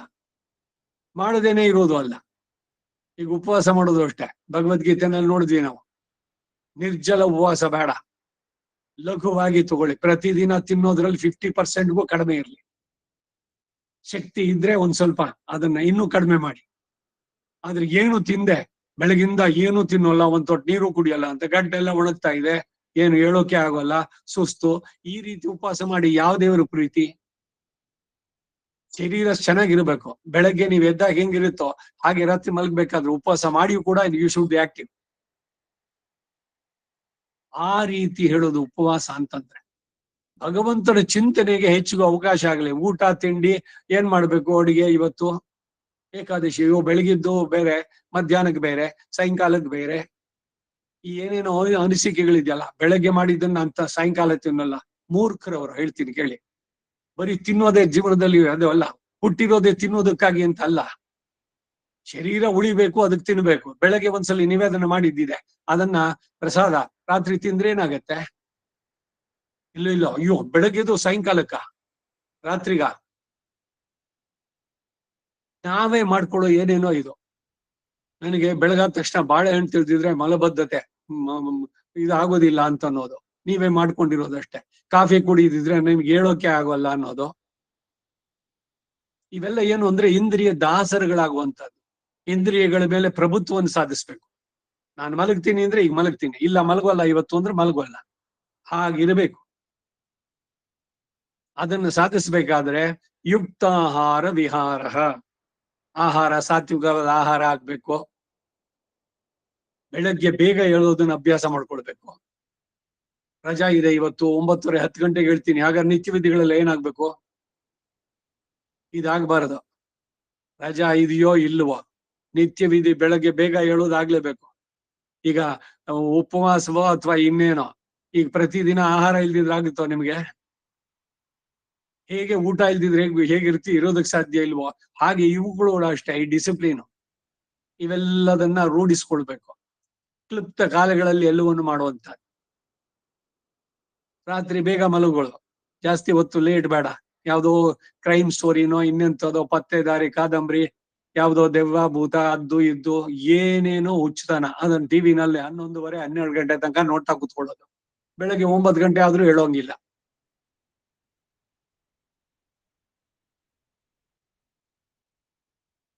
ನಿಶಾಚರರು ಅಂತಾರೆ. ರಾತ್ರಿ ಬಹಳ ಹೊತ್ತು ಎದ್ದಿರೋದು, ಇದು ಶ್ರುತಿಗಳಲ್ಲಿ ಹೇಳೋದು ತಪ್ಪು ಅಂತ. ರಾಕ್ಷಸರು ರಾತ್ರಿ ಎಲ್ಲ ಆಕ್ಟಿವ್ ಆಗಿರುವಂತವ್ರು. ಅವಾಗ ಆಕ್ಟಿವ್ ಆಗಿರ್ಬೇಕಾಗಿಲ್ಲ. ಬೆಳಗಿನಿಂದ ಆಕ್ಟಿವ್ ಆಗಿದ್ದು ಅವಾಗ ವಿಶ್ರಾಂತಿ ತಗೊಳ್ಳುವಂತ ಸಮಯ.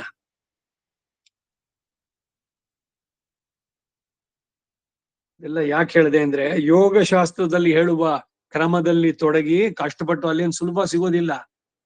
ಯೋಗದಲ್ಲಿ ಆ ಸ್ಥಿತಿಗೆ ಹೋಗೋದಕ್ಕೆ ಮೊದಲು ಪ್ರಾಣಾಯಾಮ, ಆಸನ ಇವೆಲ್ಲವನ್ನು ಸಿದ್ಧಿಸ್ಕೊಳ್ಬೇಕು. ಒಂದು ಜನ್ಮದಲ್ಲಿ ಆಗೋಲ್ಲ ಅದು. ಹಾಗಂತ ಮಾಡೋದೇ ಬೇಡ ಅಂತಲ್ಲ, ಖಂಡಿತ ಬೇಕು. ಯೋಗ ಪ್ರತಿಯೊಬ್ಬರಿಗೂ ಬೇಕು. ಪುರುಷರಾಗ್ಲಿ, ಸ್ತ್ರೀರಾಗ್ಲಿ, ವಯಸ್ಸಾಗ್ಲಿ, ಚಿಕ್ಕವರಾಗ್ಲಿ, ಪ್ರತಿಯೊಬ್ರು ಮಾಡಿದ್ರೆ ಅವ್ರ ಶರೀರ ಚೆನ್ನಾಗಿರುತ್ತೆ.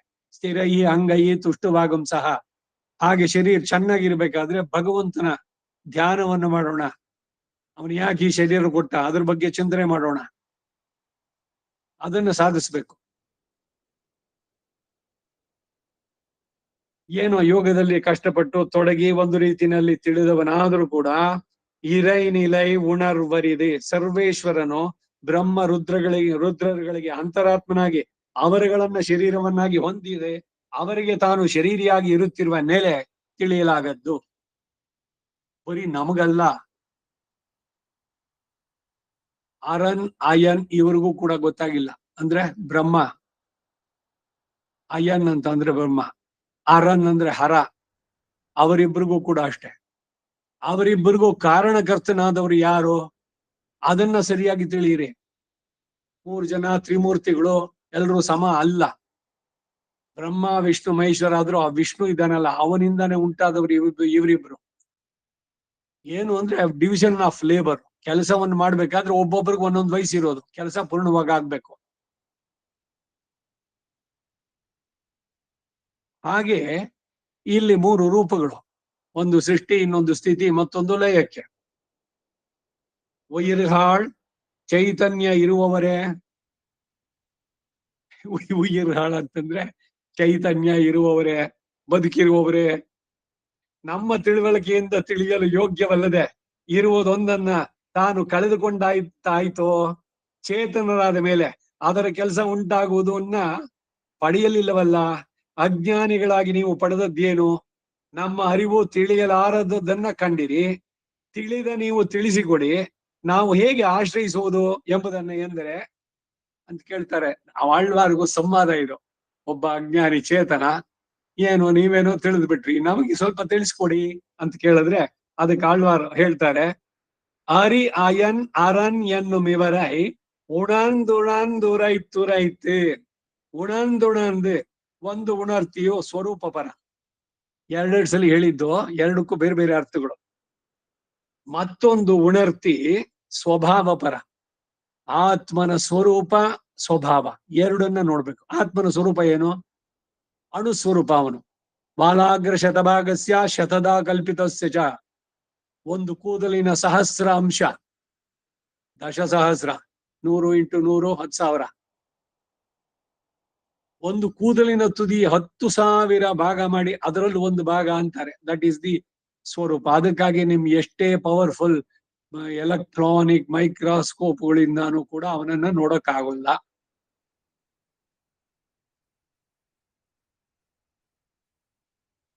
ಇನ್ನೊಂದು ಸ್ವರೂಪ, ಅದು ಸ್ವಭಾವ.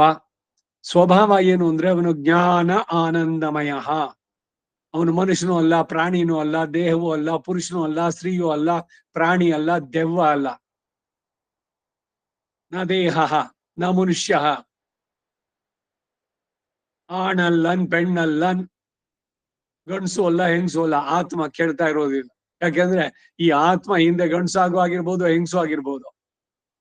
ಈಗ ಹೆಣ್ಣಾಗಿದ್ದ ತಕ್ಷಣ ಈಗ ಹುಟ್ಟಿದಾಗ ಎಲ್ಲಾ ಜನ್ಮದಲ್ಲೂ ಹೆಣ್ಣಾಗೆ ಇದ್ರಿ ಅಂತಿಲ್ಲ, ಅಥವಾ ಪುರುಷನಾಗಿದ್ದವನು ಎಲ್ಲ ಜನ್ಮದಲ್ಲೂ ಪುರುಷನಾಗೆ ಇದ್ದ ಅಂತಲ್ಲ. ಈ ಜನ್ಮದಲ್ಲಿ ಅವನು ಪುರುಷಾಸ್ತ್ರೀ ಅಷ್ಟೇ. ಅದರಿಂದ ಆತ್ಮನಿಗೆ ಏನು ಪುಲ್ಲಿಂಗ ಹೇಳ್ತಿರೋ ಸ್ತ್ರೀಲಿಂಗ ಹೇಳ್ತಿರೋ ಅಂದ್ರೆ ಅದು ಅಂತ ಹೇಳುವಂತ. ಏನಾಗಾದ್ರೆ ಅವನು ಜ್ಞಾನ ಆನಂದಮಯ ಆತ್ಮ. ಶೇಷೋ ಹಿ ಪರಮಾತ್ಮನಃ. ಪರಮಾತ್ಮನಿಗೆ ಇವನು ಶರೀರ. ಶೇಷ ಅಂದ್ರೆ ಅವನಿಗಾಗಿಯೇ ಇವನಿರೋನು. ಅಪೃಥಕ್ ಸದ್ದ ವಿಶೇಷಣ ಅಂತ ಹೇಳಿದ್ವಿ. ಈಗ ಬಿಳಿ ಬಣ್ಣವನ್ನ ಪಂಚೆಯಿಂದನೋ ಇಲ್ಲ ಬಿಳಿ ಗೋಡೆಯಿಂದ ಬಿಡಿಸಿ ಸಪರೇಟ್ ಆಗಿ ತೋರಿಸಿ ಅಂದ್ರೆ ಸಾಧ್ಯನೋ? ಸೂರ್ಯನನ್ನ ಬಿಟ್ಟು ಅವನ ಕಿರಣ ಸಪರೇಟ್ ಆಗಿ ತೋರಿಸಿ, ಸೂರ್ಯ ಬೇಡ, ಬರೀ ಕಿರಣ ಮಾತ್ರ ನೋಡ್ಬೇಕು, ಇದು ಸಾಧ್ಯನೋ? ಅಂದ್ರೆ ಸೂರ್ಯ ಇಲ್ದಿದ್ರೆ ಕಿರಣ ಇಲ್ಲೋದಕ್ಕೆ ಸಾಧ್ಯ ಇಲ್ಲ. ಹಾಗೆ ನಾವು ಭಗವಂತ ಇಲ್ದಿದ್ರೆ ಚೇತನ ಇರ್ಲಿಕ್ಕೆ ಸಾಧ್ಯನೇ ಇಲ್ಲ. ಈಗ ಒಬ್ಬರು ಓಡಾಡ್ತಾ ಇದ್ದಾರೆ, ಆಮೇಲೆ 2 ಕ್ಷಣಕ್ಕೆ ಅವ್ರದ್ದು ಮುಗೀತು, ಟೈಮು, ಬಿಟ್ರು, ಹೊರಟ್ರು. ಅಯ್ಯೋ, ಈಗ 5 ನಿಮಿಷದಿಂದ ಬದುಕಿದ್ರಲ್ಲ, ಚೆನ್ನಾಗಿದ್ರಲ್ಲ, ಮತ್ತೀಗ 5 ನಿಮಿಷ ಮೊದ್ಲು ಬದುಕಿದ್ದಾಗ ಅವ್ರ ವೆಯ್ಟ್ ನೋಡಿ, ಈಗ ಸತ್ತಿದಾರಲ್ಲ ಅವಾಗ ತೂಕ ನೋಡಿ, ಏನಾದ್ರು ವೆಯ್ಟ್ ನಲ್ಲಿ ಏನಾದ್ರು ಪಾಯಿಂಟ್ ಎಷ್ಟಾದ್ರೂ ಅಂಶ ಕಡಿಮೆ ಆಗಿದೆಯೋ? ಅಂದ್ರೆ ಆತ್ಮನಿಗೆ ತೂಕ ಉಂಟಾ? ತೂಕಕ್ಕೆ ಸಿಗಲ್ಲ. ಮೊದಲು ಎಷ್ಟಿತ್ತೋ ವೆಯ್ಟ್ ಅಷ್ಟೇ ಇದೆ, ಪ್ರಾಣ ಹೋದ್ಮೇಲೂ ಕೂಡ. ಇವನು ಅಣುಸ್ವರೂಪ. ಅವನ ಸ್ವಭಾವ ಜ್ಞಾನ, ಸ್ವಯಂ ಪ್ರಕಾಶ, ಅರಿವು ಇದೆ. ಆ ಅರಿವಿನಲ್ಲಿ ಸಂಕೋಚ ಇವುಗಳು. ಯಾಕೆಂದ್ರೆ ಈ ಶರೀರ ಪಡೆದಿದ್ರಿಂದ ಇವನ ಸಂಕೋಚ ವಿಕಾಸಗಳು. ಸ್ವರೂಪದಲ್ಲಿ ಏನು ವಿಕಾಸ ಇಲ್ಲ. ಅವನು ಚಿಕ್ಕ ಮಗುವಾಗಿದ್ದಾಗಲೂ ಅದೇ ಆತ್ಮ, 99 ವರ್ಷ ಆದ್ಮೇಲೂ ಅವನ ಆತ್ಮ ಅದೇನೇನೆ. ಆತ್ಮಕ್ ವಯಸ್ಸಾಯ್ತೋ? ಇಲ್ಲ, ಅದು ಆತ್ಮ ಹೇಗಿದ್ಯೋ ಹಾಗೇನೆ, ಶರೀರಕ್ಕಾಗಿದ್ದು. ಇದನ್ನ ತಿಳಿಬೇಕಾದದ್ದು. ಉಣರ್ತಿ ಒಂದು ಸ್ವರೂಪ ಪರ, ಮತ್ತೊಂದು ಉಣರ್ತಿ ಸ್ವಭಾವ ಪರ. ಉರೈತುರೈತೆ ಸ್ವರೂಪ ಪರವಾದ ಪ್ರಮಾಣಗಳನ್ನ, ಸ್ವಭಾವ ಪರವಾದ ಪ್ರಮಾಣಗಳನ್ನು ವಿರೋಧಿ ನಿರಸನಶೀಲನಾಗಿ ರಕ್ಷಕನಾಗಿರುವಂತವನು ಒಬ್ಬನು. ಇವೆರಡನ್ನು ಉಡಲ್ ಉಯಿರ್ ಎರಡನ್ನು ಕೂಡ ಅವನೇನೆ. ಉಡಲು ಉಯಿರು ಮಂಗ ಹೊಟ್ಟೆ.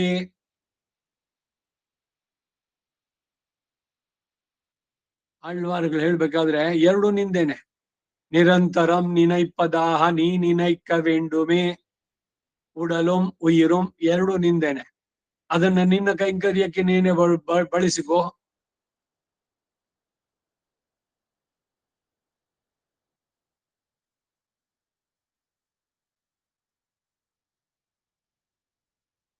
ಮತ್ತೊಬ್ಬನು ಅವನ ದಿವ್ಯ ನಾಭಿ ಕಮಲದಲ್ಲಿ ನೇರವಾಗಿ ಹುಟ್ಟಿದವನಾಗಿದ್ದಾನೆ. ಅವನೇ ಚತುರ್ಮುಖ ಬ್ರಹ್ಮ.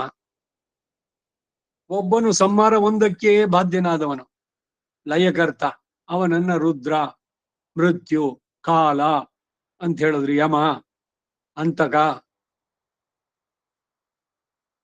ಇವರುಗಳನ್ನ ಪ್ರತಿಪಾದಿಸುವ ಪ್ರಮಾಣಗಳನ್ನ ಚೆನ್ನಾಗಿ ಪರಿಶೀಲಿಸಿ ನೋಡಿ.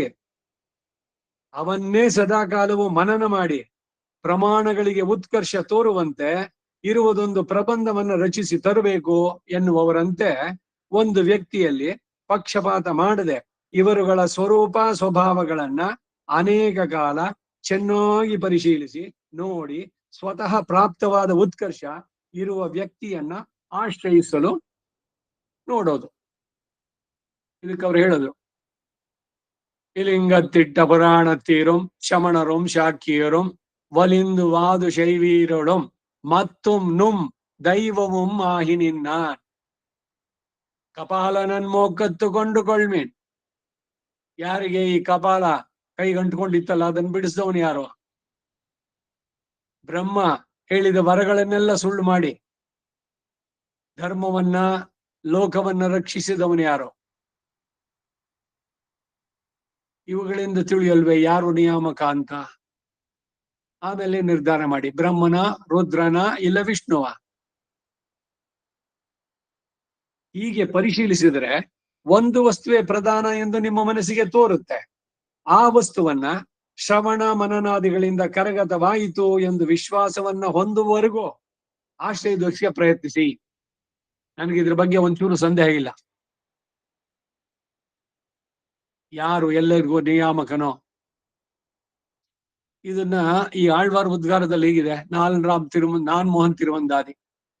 ಇನಿ ಅರಿಂದೇನ್ ಈಶರ್ಕು ಅಯನ್ ಅವರಕ್ಕೂ ಯಾರು ಸುಪ್ರೀಂ ಅರನು ಅಯನ್ ಎನ್ನುವ ಇವರೈ ಅವರನ್ನ ನಾನು ಇವಾಗ ಸರಿಯಾಗಿ ತಿಳಿದೆ. ನಾರಾಯಣನ್ ನಾನ್ ಮುಹನೈ ಪಡೈತಾನ್, ನಾನ್ ಮುಹನುಂ ತಾನ್ ಮುಹನಾಯ್ ಇವನು ಶಂಕರನೈ ಪಡೈತಾನ್. ಇನಿ ಅರಿಂದೇನ್, ಈಗ ನಾನು ಸರಿಯಾಗಿ ತಿಳಿದೆ ಅಂದ್ರು ಅವರು. ಹಾಗೆ ನೀವು ತಿಳಿರಿ, ಸರಿಯಾದಂತ ಜ್ಞಾನ ಇರ್ಲಿ. ಇಲ್ಲಿ ಇವನನ್ನ ಮೇಲೆ ನೀವು ವೈಷ್ಣವರು ಅದಕ್ಕೆ ವಿಷ್ಣು ಮೇಲೆ ಬೇರೆಯವ್ರನ್ನೆಲ್ಲ ಕಡಿಮೆ ಮಾಡಿ, ಅಥವಾ ಶೈವರಿಗೆಲ್ಲ ಶಿವ ದೊಡ್ಡವನು, ಯಾರ್ಯಾರಿಗೆ ಏನೇನೋ ದೊಡ್ಡವನು ಆಗೋಕ್ಕಾಗಲ್ಲ. ಯಾತಕ್ಕೆ ಅಂದ್ರೆ ಶ್ರುತಿ ಸ್ಮೃತಿಗಳ ಆಧಾರ ಬೇಕು. ಪುರಾಣ ಇತಿಹಾಸಗಳಲ್ಲಿ ತಿಳಿಸಿರೋದೆಲ್ಲ ನೋಡ್ಬೇಕು. ಸುಮ್ನೆ ನಾವು ಶ್ರೀ ವೈಷ್ಣವರು ಅದಕ್ಕಾಗಿ ವಿಷ್ಣು ದೊಡ್ಡವನು ಅಂತ ಹೇಳಬೇಕಾಗಿಲ್ಲ. ಅತ ಪುರುಷೋ ಹವೈ ನಾರಾಯಣೋ ಕಾಮಯತ ಪ್ರಜಾ ಸೃಜೇಯೇತಿ. ನಾನು ಪ್ರಜೆಗಳನ್ನು ಸೃಜಿಸ್ತೇನೆ ಅಂತ. ಅವನಿಂದ ಬ್ರಹ್ಮ ಜಾಯತೆ, ನಾರಾಯಣ ರುದ್ರೋ ಜಾಯತೆ. ಅವನಿಂದನೇ ಎಲ್ಲೂ ಉಂಟಾಯ್ತು ಸಮಸ್ತ ಸೃಷ್ಟಿ. ದ್ವಾದಶ ಆದಿತ್ಯರು, ಏಕಾದಶ ರುದ್ರರು, ಅಷ್ಟವಸುಗಳು, 33 ಜನ ಎಲ್ಲರೂ ಕೂಡ ಭಗವಂತನಿಂದಾನೇ. ಅದರಿಂದ ಬ್ರಹ್ಮ ನಾರಾಯಣ, ಶಿವಶ್ಚ ನಾರಾಯಣ, ಶಕ್ರಶ್ಚ ನಾರಾಯಣ. ಶಕ್ರ ಅಂದ್ರೆ ಇಂದ್ರ, ಇಂದ್ರನಲ್ಲೂ ನಾರಾಯಣ. ಎಲ್ಲರಲ್ಲೂ ಅಂತರ್ಯಾಮಿಯಾಗಿ ನಾರಾಯಣನೇ ಇದ್ದಾನೆ. ಆಯಾಯ ಚೇತನಗಳಿಗೆ ಅಂತರ್ಯಾಮಿಯಾಗಿರುವಂತವನು ನಾರಾಯಣ. ಅವರನ್ನು ನೇಮಿಸುವವನು, ಅವರಿಗೆ ಆಧಾರವಾಗಿರುವವನು, ಅವರಿಗೆ ಶೇಷಿಯಾಗಿರುವವನು.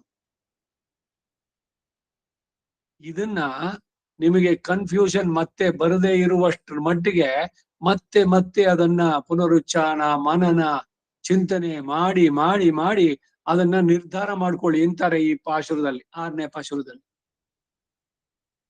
ಚೆನ್ನಾಗಿ ಕರಗತವಾಯಿತು ಎಂದು ವಿಶ್ವಾಸವನ್ನ ಹೊಂದುವವರೆಗೂ ಕೂಡ ಅವನನ್ನು ಆಶ್ರಯಿಸುವುದಕ್ಕೆ ಪ್ರಯತ್ನ ಪಡಿ. ಇಷ್ಟು 6ನೇ ಪಾಠ. ಇಷ್ಟಕ್ಕೆ 50 ನಿಮಿಷ ಆಯ್ತು ಒಂದು ಪಾಶುರಕ್ಕೆ. ಒಂದು கோண 7ஆம் பாட்டு அவதாரிக்கை. அப்படியே செய்கிறோம் என்றாயிருந்தார்கள். ஐயோ, நீங்கள் உங்களுடைய ஆயസ്സിனுடைய ஸ்திதியும் இழக்கிற விஷயத்தின் நன்மையும் அறியாமையிலே அறியிருக்கிறது. நீங்கள் முடிந்து போவதற்கு முன்னே நிர்ணயோபாயங்களாலே வஸ்து இன்னதென்று நிர்ணயித்து நிர்ணீதனானவன் பக்கலிலே கொடுக பக்தியை பண்ணு பாருங்கோள் என்று கீழிற் பாட்டுக்கு சேஷமாய் இருக்கிறது இப்பாட்டும். நீங்கள் மந்த ஆயுசுக்களாகையாலே கொடுகச் செய்து கொட நின்று செய்கிறோம் என்ன வேணும் செய்கிறோம் என்று செய்ய ஒண்ணாதென்கிರುವುದೇ ವಿಶೇಷಂ ಕೀಳಿರ್ ಪಾಟಿರ್ ಕಾಟಿಲ್ ಅಂದ್ರು. ಹಾಗೆ ಮಾಡ್ತೇವೆ ಎಂದು ಸುಮ್ಮನೆ ಇದ್ರೆ, ಅಯ್ಯೋ ನೀವುಗಳು ನಿಮ್ಮ ಆಯಸ್ಸಿನ ಸ್ಥಿತಿಯನ್ನ ನೀವು ಉಪೇಕ್ಷಿಸಿ ಕಳೆದುಕೊಳ್ಳುತ್ತಿರುವ ವಿಷಯದ ಹಿರಿಮೆಯನ್ನ ತಿಳಿಯದೆ ಇರುವುದರಿಂದ ಹೀಗೆ ಶಾಂತರಾಗಿ, ಅಯ್ಯೋ ಎನ್ನೋ ಚೊನ್ನ ಎಲ್ಲ ಪಾಕ್ಲ ನಿಧಾನ, ಏನ್ ಇಷ್ಟು ಬೇಗ ಏನು ವೇದಾಂತ ಅಧ್ಯಾತ್ಮ, ಅಯ್ಯೋಯ್ಯೋ ಇನ್ನು ಆಗ್ಲಿ, ಅದಕ್ಕೆಲ್ಲ ಟೈಮ್ ಇದೆ. ಈಗ ಸುತ್ತಿ ಹೋಗಿ ಪಾರ್ಕು, ಲೂಲು, ಅದೇನ ನಾನಿನ್ನು ನೋಡಿಲ್ಲ, ಲೂಲು ಏನಮ್ಮ ಇದಂತೆ ಎಲ್ಲ ಬಹಳ ಚೆನ್ನಾಗಿದೆ, ಹಂಗೆ ಹಿಂಗೆ ಎಲ್ಲ ಹೋಗಿ ಬಂದವರು. ಎಲ್ಲಾ ಮಾಲುಗಳು ಅಷ್ಟೇ, ಎಲ್ಲ ಹೊರದೇಶಕ್ಕೆ ಹೋಗಿ ಎಲ್ಲ ಒಂದೇ ತರ. ಎಷ್ಟ್ರ ಮಟ್ಟಿಗೆ ಅಂತಂದ್ರೆ, ಈಗ ಯಾವ್ದೋ ಒಂದು ಏನದು ಸರಿ ಯಾವ್ದೋ ಒಂದು ಮಾಲು ಅಂತ ಇಟ್ಕೊಳ್ಳ, ಅದರಲ್ಲಿ ಹೋದ್ರೆ ಎಡಗಡೆನಲ್ಲಿ 4ನೇ ರೋನಲ್ಲಿ ಇವೆಲ್ಲ ಪೇಂಟಿಂಗ್ ಇದೆ ಅಂದ್ರೆ, ನೀವ್ ಇನ್ನೊಂದು ಊರ್ಗ್ ಹೋಗಿ ಆ ಜಾಗದಲ್ಲಿ ಅಲ್ಲಿ ಜೋಡಿಸಿರ್ತಾರೆ. ಇದಕ್ಕೂ ಏನ್ ವ್ಯತ್ಯಾಸ ಇಲ್ಲ. ಒಳಗಡೆ ಊಟ್ರೆ ಇಲ್ಲಿದ್ದೀವೋ ಪಿಟ್ಸ್ಬರ್ಗೋ, ಇಲ್ಲ ಪೆನ್ಸಿಲ್ವೇನಿಯಾನೋ, ಇಲ್ಲ ಕ್ಯಾಲಿಫೋರ್ನಿಯಾನೋ, ಯಾವ್ದೋ ಎಲ್ಲಾ ಕಡೆನೂ ಒಂದೇ ರೀತಿ. ಏನಿದೆ ನೋಡಕ್ಕೆ ಪ್ರತಿ ಒಂದೊಂದು ಊರಿನಲ್ಲೂ ಕೂಡ ಸೇಮ್ ಡಿಟೋ ಎಲ್ಲ ಕಡೆನಲ್ಲಿ. ಹಾಗೆ ಇಲ್ಲೇನೋ ಇದೆ ಈ ಪ್ರಪಂಚದಲ್ಲಿ, ಅಲ್ಲೇನೋ ಹೊಸ ತಿಂಡಿ, ಆ ತಿಂಡಿ ಇದ್ರಲ್ಲಿ ಏನೇನು ತಿಂಡಿಗಳು ಎಲ್ಲ ಇದ್ರು ಕೂಡ ಅಷ್ಟೇ, ಭಕ್ಷ್ಯ ಭೋಜ್ಯ ಲೇಹ ಚೋಷ್ಯ ಇಷ್ಟ 4 ಕೆಟಗರಿನಲ್ಲಿ ಸೇರುತ್ತೆ. ಏನೋ ಒಂದು ಭಗವದರ್ಪಿತವಾಗಿದ್ರೆ ಒಳ್ಳೇದು, ಸಾತ್ವಿಕವಾದದ್ದು, ಇಲ್ದಿದ್ರೆ ರಾಜಸ ತಾಮಸಗಳನ್ನ ಹೆಚ್ಚುವಂತದ್ದು. ಅದು ಎಷ್ಟೇ ಎಂತೆಂತದೇ ಹೊಸ ಸ್ವೀಟ್ಗಳು ಮಾಡಿರ್ಲಿ, ಎಲ್ಲ ಅಷ್ಟಕ್ಕೆ ಸೇರಿತ್ತಾನೆ. ಕೇವಲ ಗೋ ಭವತಿ ಕೇವಲ ಅದಿ, ಬರೀ ಪಾಪ ಅದು ಆಘ ಅಂತಂದಾಗ ಅದು ಎಷ್ಟೇ ಚೆನ್ನಾಗಿ ಅಯ್ಯೋ ಬಿಸಿ ಬಿಸಿಯಾಗ ಆಗ್ತಾನೆ ಮಾಡ್ಕೊಡ್ತಾನೆ. ಏನ್ ಮಾಡಿದ್ರೆ ಏನು, ನಾಲ್ಗೇನಲ್ಲಿ ನೀರು ಇರುತ್ತೇನೋ, ಯಾಕೆಂದ್ರೆ ಬರೀ ಪಾಪ ಅದು, ಕೇವಲ ಆಘ ತಿನ್ಬೇಕು ಅನ್ಸತ್ಯ. ವಿಚಾರ ಮಾಡಿದ್ರೆ ಸಾರದಡುಗಿಯ ವಿಚಾರದೊಲೆಯಲಿ ಮಾಡು, ಆಗ ಬೈಕೇನು ಬರೋಲ್ಲ. ಅಯ್ಯೋ ತಿನ್ಲಿಲ್ವಲ್ಲ, ನಾವೇನೋ ತುಂಬಾ ಮಿಸ್ ಮಾಡ್ಕೊಂಡ್ಬಿಟ್ವಿ, ಏನು ಇಲ್ಲ, ನೋ ರಿಗ್ರೆಟ್ಸ್ ಎಟ್ ಆಲ್. ಯಾವ್ದಕ್ಕೂ ವಿಷಾದ ಪಡ್ಬೇಕಾಗಿಲ್ಲ. ಅಯ್ಯೋ ಏನೋ ಕಳ್ಕೊಂಬಿಡಿ, ಇಲ್ಲಿ ಹೊರದೇಶ ಎಲ್ಲ ಸುತ್ಕೊಂಬಂದು ಏನೋ ನಿಮ್ಗೆ ರೆಕ್ಕೆ ಪುಕ್ಕ ಬಂತೇನೋ. ಹೊರದೇಶಕ್ಕೆ ಹೋಗಿ ಬಂದವ್ರಿಗೂ ಇಲ್ಲಿರೋರ್ಗೂ ಏನು, ಮೊದ್ಲೆಲ್ಲ ಇದೆಲ್ಲ ಇತ್ತು, ಹೊರದೇಶಕ್ಕೆ ಹೋಗ್ಬಿಟ್ಟು ಬಂದ್ಬಿಟ್ರು ಏನೋ ಅವ್ರು ಭೂಮಿ ಮೇಲೆ ಇಲ್ಲ ಅನ್ನೋಂಗೆ. ಏನ್ರಿ ವಾಟ್ ಈಸ್ ದಿಸ್, ಎಲ್ಲೋ ಕಡೆನಲ್ಲೂ ಬರೀ ಡಸ್ಟ್, ಇದು ಏನ್ ಅಲ್ಲಿ ಅಲ್ಲೇ ಹುಟ್ಟಿ ಅಲ್ಲೇ ಇದ್ದವ್ರು ಇವ್ರು. ಇಲ್ಲಿದ್ದವ್ರು ಅಲ್ಲೊಂದ್ ದಿವಸ ಹೋಗಿ ನೋಡ್ ಬಂದ್ಬಿಟ್ಟು, ಅದು ಏನ್ ಅಲ್ಲಿ ಕೊಳೆ ಇಲ್ವಾ, ಅಲ್ಲಿ ಕೆಟ್ಟವ್ರು ಇಲ್ವಾ, ಅಥವಾ ಅಲ್ಲಿ ದರಿದ್ರ ಇಲ್ವಾ, ದಾರಿದ್ರ್ಯ ಇಲ್ವೇ, ಆ ಬೇರೆ ಬೇರೆ ಇದಿದೆ ಲೊಕ್ಯಾಲಿಟೀಸ್, ಅಲ್ಲಿ ಹೋಗಿ ನೋಡಿ. ನೀಗ್ರೋಸು ಇವರುಗಳು ಇರೋಂತ ಬ್ಲಾಕ್ ಅಮೇರಿಕನ್ಸು ಅವ್ರ ಸ್ಥಿತಿ ಹೆಂಗಿದೆ, ಅಲ್ಲೂ ಕೊಲೆ ಸುಲಿಗೆ ಎಲ್ಲಾನು. ಏನು ಅಂದ್ರೆ ದಂಡಕ್ ಬಹಳ ಭಯಪಡ್ತಾರೆ, ಅದರಿಂದ ಫಾಲೋ ಮಾಡ್ತಾರೆ. ಸೊ ಇಲ್ಲಿಗಿಂತ ಅಲ್ಲೇನೋ ಬಹಳ ಏನೋ ಇದೆ ಅಂತಿಲ್ಲ, ಏನು ಕ್ಲೀನ್ ಆಗಿದೆ. ಇನ್ನೊಂದಷ್ಟು ಬಾಳುವ ರೀತಿನಲ್ಲಿ ನಮಗಿಂತ ಒಂದ್ ಸ್ವಲ್ಪ ಬೆಟರ್ ಇಟ್ಕೊಂಡಿದ್ದಾರೆ ಅಷ್ಟೇ. ಇಲ್ಲೂ ನಾವು ಮಾಡ್ಕೊಂಡ್ರೆ ಇರುತ್ತೆ. ಸೊ ಅದರಿಂದ ಏನೋ ಅಮೆರಿಕಾಗ್ ಹೋಗ್ಬಿಟ್ಟು ಬಂದ್ಬಿಟ್ಟು ಏನೋ ಮೋಕ್ಷ ಸಿಕ್ತು ಅಂತ ಅನ್ಕೊಳ್ಬೇಕಾಗಿಲ್ಲ.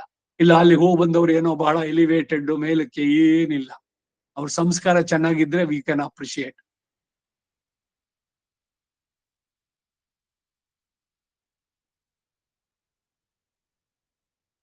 ಶರೀರ ಆತ್ಮ ಅವುಗಳ ಸಂಬಂಧ ಏನು, ಎರಡಕ್ಕೂ ಭಗವಂತ ನಿಯಾಮಕ ಅನ್ನೋದನ್ನ ಚೆನ್ನಾಗಿ ತಿಳಿಯಿರಿ ಅಂತ ಹೇಳ್ತಾ, ಹಾಗೆ ಮಾಡ್ತೀವಿ ಅಂತ ಸುಮ್ಮನೆ ಇದ್ರೆ ಅಯ್ಯೋ ಅವರು ಅಯ್ಯೋ ನಿಮ್ಮ ಬಗ್ಗೆ ಕನಗರ, ನೀವುಗಳು ನಿಮ್ಮ ಆಯಸ್ಸಿನ ಸ್ಥಿತಿಯನ್ನ ನೀವು ಉಪೇಕ್ಷಿಸಿ ಕಳೆದುಕೊಳ್ತಿರುವ ವಿಷಯದ ಹಿರಿಮೆಯನ್ನ ಇದ್ ನಿಧಾನಕ್ಕಲ್ಲಿ ತಿಳ್ಕೊಂಡ್ರಾಯ್ತು, ಯಾಕೆ ಇಷ್ಟೆಲ್ಲ ತಲೆ ಕೆಡಿಸ್ಕೊಳ್ಳೋದು ಅಂತ ಬಿಟ್ರೆ, ಹಾಗಿರೋದ್ರಿಂದ ನೀವು ಶಾಂತರಾಗಿದ್ದೀರಿ.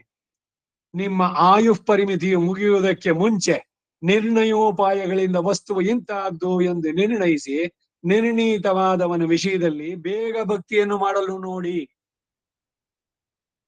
ಕಾರಣಂತೂ ಧ್ಯೇಯ. ಜಗತ್ತಿಗೆ ಕಾರಣ ಯಾರು? ಹೂ ಕ್ರಿಯೇಟೆಡ್ ಆಲ್ ದಿಸ್? ಇದನ್ನೆಲ್ಲ ನಿರ್ವಹಿಸಿದವನೊಬ್ಬ ಇರಬೇಕಲ್ವೇ? ಯಾವ್ಯಾವ್ದು ಒಂದು ವಸ್ತು ಆಯ್ತು ಅಂದ್ರೆ, ಆಹಾ ತುಂಬಾ ಚೆನ್ನಾಗ್ ಮಾಡಿದ್ದಾನ್ರಿ, ಒಂದು ಶಿಲ್ಪಿನೋ ಏನೋ ಮಾಡಿದ್ದೋ, ಇಲ್ಲ ಒಂದು ಚಿತ್ರ ಕಲೆನೋ ಒಂದು ಇದನ್ನೋ, ಆಹಾ ಬಹಳ ಚೆನ್ನಾಗಿ ಮಾಡಿದ್ದಾನೆ. ಮಾಡಿದವನು ಯಾರು? ಹಾಗೆ ಇಲ್ಲಿ ಪ್ರಕೃತಿ ಸುಂದರವಾಗಿದೆ, ಗಿಡ ಹಸಿರಾಗಿದೆ, ಗಿಣಿಯ ಕೊಕ್ಕು ಮಾತ್ರ ಕೆಂಪಿದೆ, ಅದರ ಮೈಯೆಲ್ಲ ಪೂರ ಹಸಿರು. ಯಾರು ಇದನ್ನೆಲ್ಲ ನೀರಿಸುವುದವನು? ಬಹಳ ಸುಂದರವಾದಂತಹ ಒಂದು ಪದ್ಯ ಡಿ ವಿ ಗುಂಡಪ್ಪನವರು ಬರೆದಿದ್ದಿದೆ, ನಿವೇದನೆ ಅಂತ. ಇಲ್ಲೆಲ್ಲೋ ಹತ್ರದಲ್ಲ ಇದೆ ಅಂತ ಕಾಣಿಸುತ್ತೆ, ನೋಡಿ ಓದ್ತೀನಿ.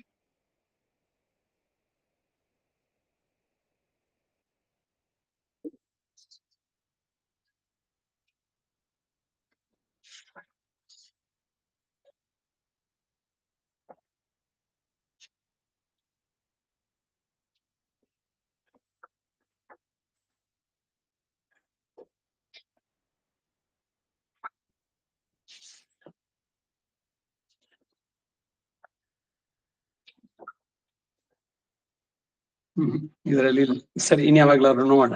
ಬಹಳ ಸುಂದರವಾಗಿದೆ. ಬೆಟ್ಟ, ಗುಡ್ಡ, ಪರ್ವತ, ನದಿ ಇವುಗಳನ್ನೆಲ್ಲ ನಿರ್ಮಿಸಿದವನು ಯಾರು? ಸಮುದ್ರ ಉಕ್ಕೇರಿ ಹೊರಗಡೆ ಬರದಂತೆ ಅದನ್ನ ನೇಮಿಸಿ ಇದ್ ಮಾಡಿರೋನು ಯಾರು? ಅದರ ಗಾಂಭೀರ್ಯ ಹೇಳುವಂತದ್ದು ಎಲ್ಲೆಯನ್ನ ಮೀರುವುದಿಲ್ಲ, ಎಷ್ಟೇ ಪ್ರವಾಹಗಳು ಬಂದು ಸೇರಿದ್ರು ಕೂಡ ಸರಿಯಾದ ಟೈಮ್ಗೆ ಪಂಚಾಂಗದಲ್ಲಿ ಇರೋದು ಸೂರ್ಯೋದಯ, ಆ ಟೈಮ್ ಸರಿಯಾಗಿ ಸೂರ್ಯೋದಯ ಆಗೋದು, ಸೂರ್ಯ ಅಸ್ತಮ ಅಷ್ಟಕ್ಕೆ, ಆ ರೀತಿ ಕರೆಕ್ಟ್ ಆಗಿ ಅವ್ರು ಮಾಡುವಂತದ್ದು. ಏನು ಅವನಿಗೂ ಸ್ವಲ್ಪ ಶ್ರಮ ಆಯ್ತು, ಇವತ್ತು ಸ್ವಲ್ಪ ನಿಧಾನಕ್ಕೆ ಹೋಗ್ತೀನಿ, ಅಥವಾ ಬಹಳ ಫಾಸ್ಟ್ ಆಗಿ ಹೋದೆ, ಬೇಗನೆ ಸನ್ಸೆಟ್ ಆಗ್ಬಿಡ್ಲಿ, ಈ ತರದ್ ಏನಾದ್ರು ಆಗತ್ತಾ? ಇವ್ರನ್ನೆಲ್ಲ ನೇಮಿಸುವಂತ ಕೈ ಯಾವುದು? ಇದನ್ನ ತಿಳಿದು ಅವನಿಗೆ ನಮಿಸುವಂತ ಬರುತ್ತೆ ಆ ಪದ್ಯದಲ್ಲಿ, ಅಷ್ಟೇ ಸಾರಾಂಶ ಅದರದನ್ನ. ಹಾಗೆ ನಮ್ಮ ಆಯುಷ್ ಪರಿಮಿತಿ ಮುಗಿಯೋದಕ್ಕೆ ಮುಂಚೆ ಯಾರು ಜಗತ್ತಿಗೆ ಕರ್ತ ಅನ್ನೋದನ್ನ ಆಧಾರದೊಂದಿಗೆ ನಿರ್ಣಯಿಸಿ ಅದನ್ನ ಸರಿಯಾಗಿ ತಿಳಿದು ಅವನಲ್ಲಿ ನೀವು ಶರಣಾಗಿ ಅವನಲ್ಲಿ ಭಕ್ತಿಯನ್ನು ಮಾಡಿ ನಿಮ್ಮ ಜೀವನದ ಸಾರ್ಥಕತೆಯನ್ನು ಪಡಿಬೇಕು ಎಂದು ಹೇಳುವಂತ ಈ ಪಾಶುರ ಹಿಂದಿನ ಪಾಶುರಕ್ಕೆ ಶೇಷವಾಗಿರುತ್ತೆ. ಅಂದ್ರೆ 6ನೇ ಪಾಠ ಇತ್ತಲ್ಲ, ಉಣಂದ್ ಅದಕ್ಕೆ ಸೇರಿದಂತೆ ಇದು. ನೀವುಗಳು ಅಲ್ಪವಾದ ಆಯುಷ್ ಪರಿಮಿತಿಯನ್ನ ಉಳ್ಳವರಾಗಿರೋದ್ರಿಂದ ಜಾಗೃತಿಯಾಗಿ ಈ ಕೆಲಸವನ್ನ ಮಾಡುವರಾಗಿ ಬೇಗ ಮಾಡಿ ಅಂತ. ಜಾಗೃತೆ ಅಂದ್ರೆ ಎಚ್ಚರಿಕೆಯಿಂದ ಒಂದಾದ್ರೆ, ಇನ್ನೊಂದು ನಾಳೆ ಮಾಡಿದ್ರೆ ಆಯ್ತು, 60 ವರ್ಷ ಆದ್ಮೇಲೆ ಮಾಡೋಣ. ಕಂಠಾವರೋಧನ ವಿಧವು ಸ್ಮರಣಂ ಕುತಸ್ತೆ. ನಾಮ ಸಂಕೀರ್ತನೆಗೆ ಇನ್ನೂ ಟೈಮ್ ಇದೆ ರೀ, ಏನು ಮಾಡಕ್ ಆಗೋಲ್ಲ, ಕೈ ಕಲ್ದೆ ಇದ್ದಾಗ ಅವಾಗ ಭಗವಂತ ನಾಮ ಸಂಕೀರ್ತನೆ, ಇನ್ನೇನ್ ಕೆಲಸ ಇಲ್ವಲ್ಲ ಅವಾಗ ಮಾಡ್ಕೊಂಡ್ರಾಯ್ತು ಅನ್ನೋ ಆಟಿಟ್ಯೂಡ್ ನ ಬಿಟ್ಬಿಡಿ. ಇವತ್ತಿರೋ ನಾಳೆ ಬೆಳಗ್ಗೆ ಇಳ್ತೀವೋ ಇಲ್ಲೋ ಖಾತ್ರಿ ಇಲ್ಲ. ಯಾರ ಆಯಸ್ ಯಾವಾಗ ಮುಗಿಯುತ್ತೆ ಅನ್ನೋದು ಯಾರಿಗೂ ಗೊತ್ತಾಗೋಲ್ಲ, ಯಾವ ಡಾಕ್ಟ್ರು ಹೇಳಲಿಕ್ಕೆ ಆಗೋಲ್ಲ. ಅದರಿಂದ ಮೃತ್ಯು ತಲೆ ಮೇಲೆ ಕಾಯ್ತಾ ಇದೆ, ಕತ್ತಿ ಯಾವಾಗ ಬೀಳುತ್ತೆ ಅಂತ. ಆ ರೀತಿನಲ್ಲಿದ್ದು ಆ ಬೇಗ, ಆ ತ್ವರಿತ, ಆ ತೀವ್ರತೆ ಇರಬೇಕು. ಆದಷ್ಟು ಬೇಗ ನಮ್ಮ ಜೀವನದ ಸಾರ್ಥಕತೆ ಬಿಡಬೇಕು ಅಂತ ಆ ಕೆಲಸವನ್ನು ಮಾಡಬೇಕು. ಮಾಡುತ್ತೇವೆ ಎನ್ನಬೇಕು, ಮಾಡುತ್ತೇವೆ ಎಂದು ಮಾಡದೆ ಇರಬಾರ್ದು ಎಂಬುದು ಇದೇ ಹಿಂದಿನ ಪಾಶುರಕ್ಕಿಂತ ಇದಕ್ಕಿರುವ ವಿಶೇಷ. ಅಂದ್ರು ಮಾಡೋಣ, ಇಲ್ಲ ಖಂಡಿತ ಪ್ರಪತ್ತಿ ಮಾಡಿಸ್ಕೋಬೇಕ್ರಿ. ಹೌದು, ಹೋಗ್ಬೇಕು. ಎಲ್ಲಿ ನಾವು ತುಂಬಾ ಬ್ಯುಸಿ, ಅವರೆಲ್ಲೋ ಶ್ರೀರಂಗದಲ್ಲೋ ಅಥವಾ ಇನ್ನೆಲ್ಲೋ ಅಹೋಬಲದಲ್ಲೋ ಇದ್ದಾರೆ, ಅವರು ಬರ್ಲಿ, ಬೆಂಗಳೂರು ಬಂದಾಗ ನೋಡೋಣ. ನೋಡಿ ಬೆಂಗಳೂರು ಬಂದಿದಾರಂತೆ, ಏನೋ ಸುದ್ದಿ ಯಾರೋ ಹೇಳಿದ್ರು ಅಂತಂದ್ರೆ, ಅವರು ಇನ್ನು ಸ್ವಲ್ಪ ನನಗ್ ಸೌಕರ್ಯ ಏನು ಅಂದ್ರೆ, ನಾನ್ ಫ್ರೀ ಆಗಿದ್ದಾಗ ಅವ್ರು ನಮ್ಮನೆಗೆ ಬಂದ್ಬಿಟ್ಟು ಮಾಡಿದ್ರೆ ನೋಡಿ, ಅದು ಬಹಳ ಚೆನ್ನಾಗಿದೆ. ಇಂಥವ್ರಿಗೆ ಪ್ರಪತ್ತಿ ಸಿಗತ್ತೀವ? ನಿಮಗ್ ಬೇಕಾದ್ರೆ ಅದ್ರ ಬಗ್ಗೆ ಸೀರಿಯಸ್ನೆಸ್ ಇರ್ಬೇಕು. ಅವ್ರು ಎಲ್ಲಿದ್ದಾರೆ ಅಲ್ಲಿ ಹೋಗಿ ಹುಡ್ಕೊಂಡು ಮಾಡ್ಬೇಕು. ರಾಮಾನುಜರು ಮಹಾಪೂರ್ಣಂ ಆಶ್ರಯ ಅಂತ ಕಾಂಚಿ ವರದರಾಜನ ಇವ್ರ ಹತ್ರ ಕಾಂಚೀಪುರ್ಣ ಹತ್ರ ಹೇಳಿ ಕಳ್ಸಿತ್ತು. ಕಂಚಿಯ ವರದರಾಜ ಭಗವಂತನ ಇವರ 6 ಪ್ರಶ್ನೆ ಕೇಳೋಕ್ ಮೊದ್ಲೇನೆ ಉತ್ತರ ಹೇಳಿ ಕಳ್ಸ್ಬಿಟ್ಟ. ಆಮೇವ ಪರತತ್ವಂ ಅಂತೆಲ್ಲ ಹೇಳಿ ಮಹಾಪೂರ್ಣಂ ಆಶ್ರಯ ಅಂತ ಭಗವಂತನಿಗೆ ನಮಸ್ಕಾರ ಮಾಡಿ ನಾ ಹೊರಡ್ತೀನಿ ಅಂತ ಶ್ರೀರಂಗದ ಕಡೆಗೆ ಹೊರಟ್ರು ಕಾಂಚೀಪುರದಿಂದ. ಆ ಸಮಯಕ್ಕೆ ಸರಿಯಾಗಿ ಯಾಮುನಾಚಾರ್ಯ, ಯಾರು ಆಗ ವಿಶಿಷ್ಟಾದ್ವೈತ ಪ್ರವರ್ತಕರಾಗಿದ್ರು, ಆ ಆಚಾರ್ಯರ ಅಂತಿಮ ಸಮಯ ಅದು. ಹೋಗಿ ರಾಮಾನುಜನನ್ನ ಬೇಗ ಕರ್ಕೊಂಬ ಅಂತ ಮಹಾಪೂರ್ಣರಿಗೆ ಆದೇಶ ಯಾಮುನಾಚಾರ್ಯರು ಹೇಳಿದ್ರು. ಯಾಮುನಾಚಾರ್ಯರು ಓಡಿ ಓಡಿ ಬರ್ತಾ ಇದ್ದಾರೆ. ಅಲ್ಲಿಂದ ಮೊದಲು ಬಂದು ಕಾಂಚೀಪುರಕ್ಕೆ ಬಂದು ರಾಮಾನುಜನ್ ಕರ್ಕೊಂಡು ಹೋಗ್ಬೇಕು ಅಂತ. ಇವರಿಬ್ರು ಭೇಟಿಯಾದಂತ ಸ್ಥಳ ಏರಿಗಾತ್ತರಾಮನ್ ಮಧುರಾಂತಕಂ ಅಂತ. ಆ ಮಧುರಾಂತಕಕ್ಕೆ ಬಂದ ಮೇಲೆ ಇವರು ನಮಸ್ಕಾರ ಮಾಡಿ ಮಹಾಪೂರ್ಣರಿಗೆ, ಅಯ್ಯೋ ನಾನು ಹುಡುಕ್ತಾ ಇದ್ದಿದ್ದು ಕಾಲಿಗೆ ಸಿಕ್ಕಾಕಿಕೊಂಡಂತೆ ಅಂತ ಒಂದ್ ಗಾದೆ ಇದೆಯಲ್ಲ, ಯಾವ್ದೋ ಚಿನ್ನದ್ದೋ ನೆಕ್ಲೆಸೋ ಮತ್ತೋ ಎಲ್ಲೋ ತಡಕಾಡ್ತಾ ಇದ್ರೆ ಅದು ಕಾಲಿಗೆನೆ ತೊಡರ್ಕೊಂಡು ಸಿಕ್ತಂತೆ. ಹಾಗೆ ರಾಮಾನುಜರು ಎಷ್ಟು ಇದರಿಂದ ಆತುರದಿಂದ ತಾನು ಆಚಾರ್ಯರನ್ನ ಆಶ್ರಯಿಸ್ಬೇಕು, ವರದ ಹೇಳಿದಾನಲ್ಲ ಮಹಾಪೂರ್ಣಂ ಸಮಾಶ್ರಯ ಅಂತ. ಅವರು ಬಂದ್ರು, ಇಬ್ರು ಭೇಟಿಯಾದ್ರು. ನಿನ್ನನ್ನೇ ಹುಡ್ಕೊಂಡು ನಾನು ಹೊರಟಿದ್ದೆ, ನೀನ್ ಇಲ್ಲೇ ಸಿಕ್ಕಿದ್ ಒಳ್ಳೇದಾಯ್ತು, ಬಾ ಈ ಕ್ಷಣ ಹೊರಟು ಬಿಡೋಣ ಅಂತಂದ್ರು. ಮಹಾಪೂರ್ಣರು, ಇಲ್ಲ ಇಲ್ಲ ಗುರುಗಳೇ, ನಾನು ಇಲ್ಲಿ ತನಕ ಮಾಡಿದ ತಪ್ಪುಗಳು ಅದಾಗೋದು ಬೇಡ, ನನಗೆ ಈ ಕ್ಷಣ ನೀವು ನನಗೆ ಸಮಾಶ್ರಯಣ ಮಾಡಿ ಶಿಷ್ಯನನ್ನಾಗಿ ನೀವು ಸ್ವೀಕರಿಸ್ಬೇಕು ಅಂತ. ಎಷ್ಟು ಆಗ್ರಹಪೂರ್ವಕವಾಗಿ ರಾಮಾನುಜರು ಹೇಳೋದು ಅಂದ್ರೆ, ಆ ಕ್ಷಣ ಇಬ್ರು ಕೂಡ ಆ ಏರಿಕಾತ ರಾಮನ ಸನ್ನಿಧಿನಲ್ಲೇನೆ ರಾಮಾನುಜರಿಗೆ ಸಮಾಶ್ರಯಣ ಆಯ್ತು. ಆಮೇಲೆ ಇವ್ರು ಮುಡಿಸ್ಕೊಂಡು ಇಬ್ರು ಅಲ್ಲಿ ಮುಗಿಸ್ಕೊಂಡು ಅಲ್ಲಿಂದ ಬಂದ್ರು. ಬರೋ ಹೊತ್ತಿಗೆ ಯಾಮುನರು ಶರೀರ ತ್ಯಾಗ ಮಾಡ್ಬಿಟ್ಟಿದ್ರು. ಆ ತ್ವರೆಗಾಗಿ ಈ ಉದಾಹರಣೆ ಹೇಳಿದೆ ನಾನು. ಸಮಾಶ್ರಯಣ ನಿಧಾನ ಪಡಿಸ್ಕೊಂಡ ಆಚಿ ಪ್ರಪತ್ತಿ ಅವ್ರು ಹೊರಟು ಅಪ್ರು ಇನ್ನೊಂದು ನೆಕ್ಸ್ಟ್ ಟೈಮ್ ಬರಳೆ ಬರೋದೇನ 1 ಗಂಟೆ ಇರ್ಕ್ರ ಬಂದ್ಮೇಲೆ ಮಾಡಿದ್ರಾಯ್ತು. ಪರಕಾಲ್ ಮಠಾಧೀಶರು ಬಹಳ ಸೋತ್ಬಿಟ್ಟಿದ್ದಾರೆ, ಶರೀರ ಶಿಥಿಲವಾಗಿದೆ.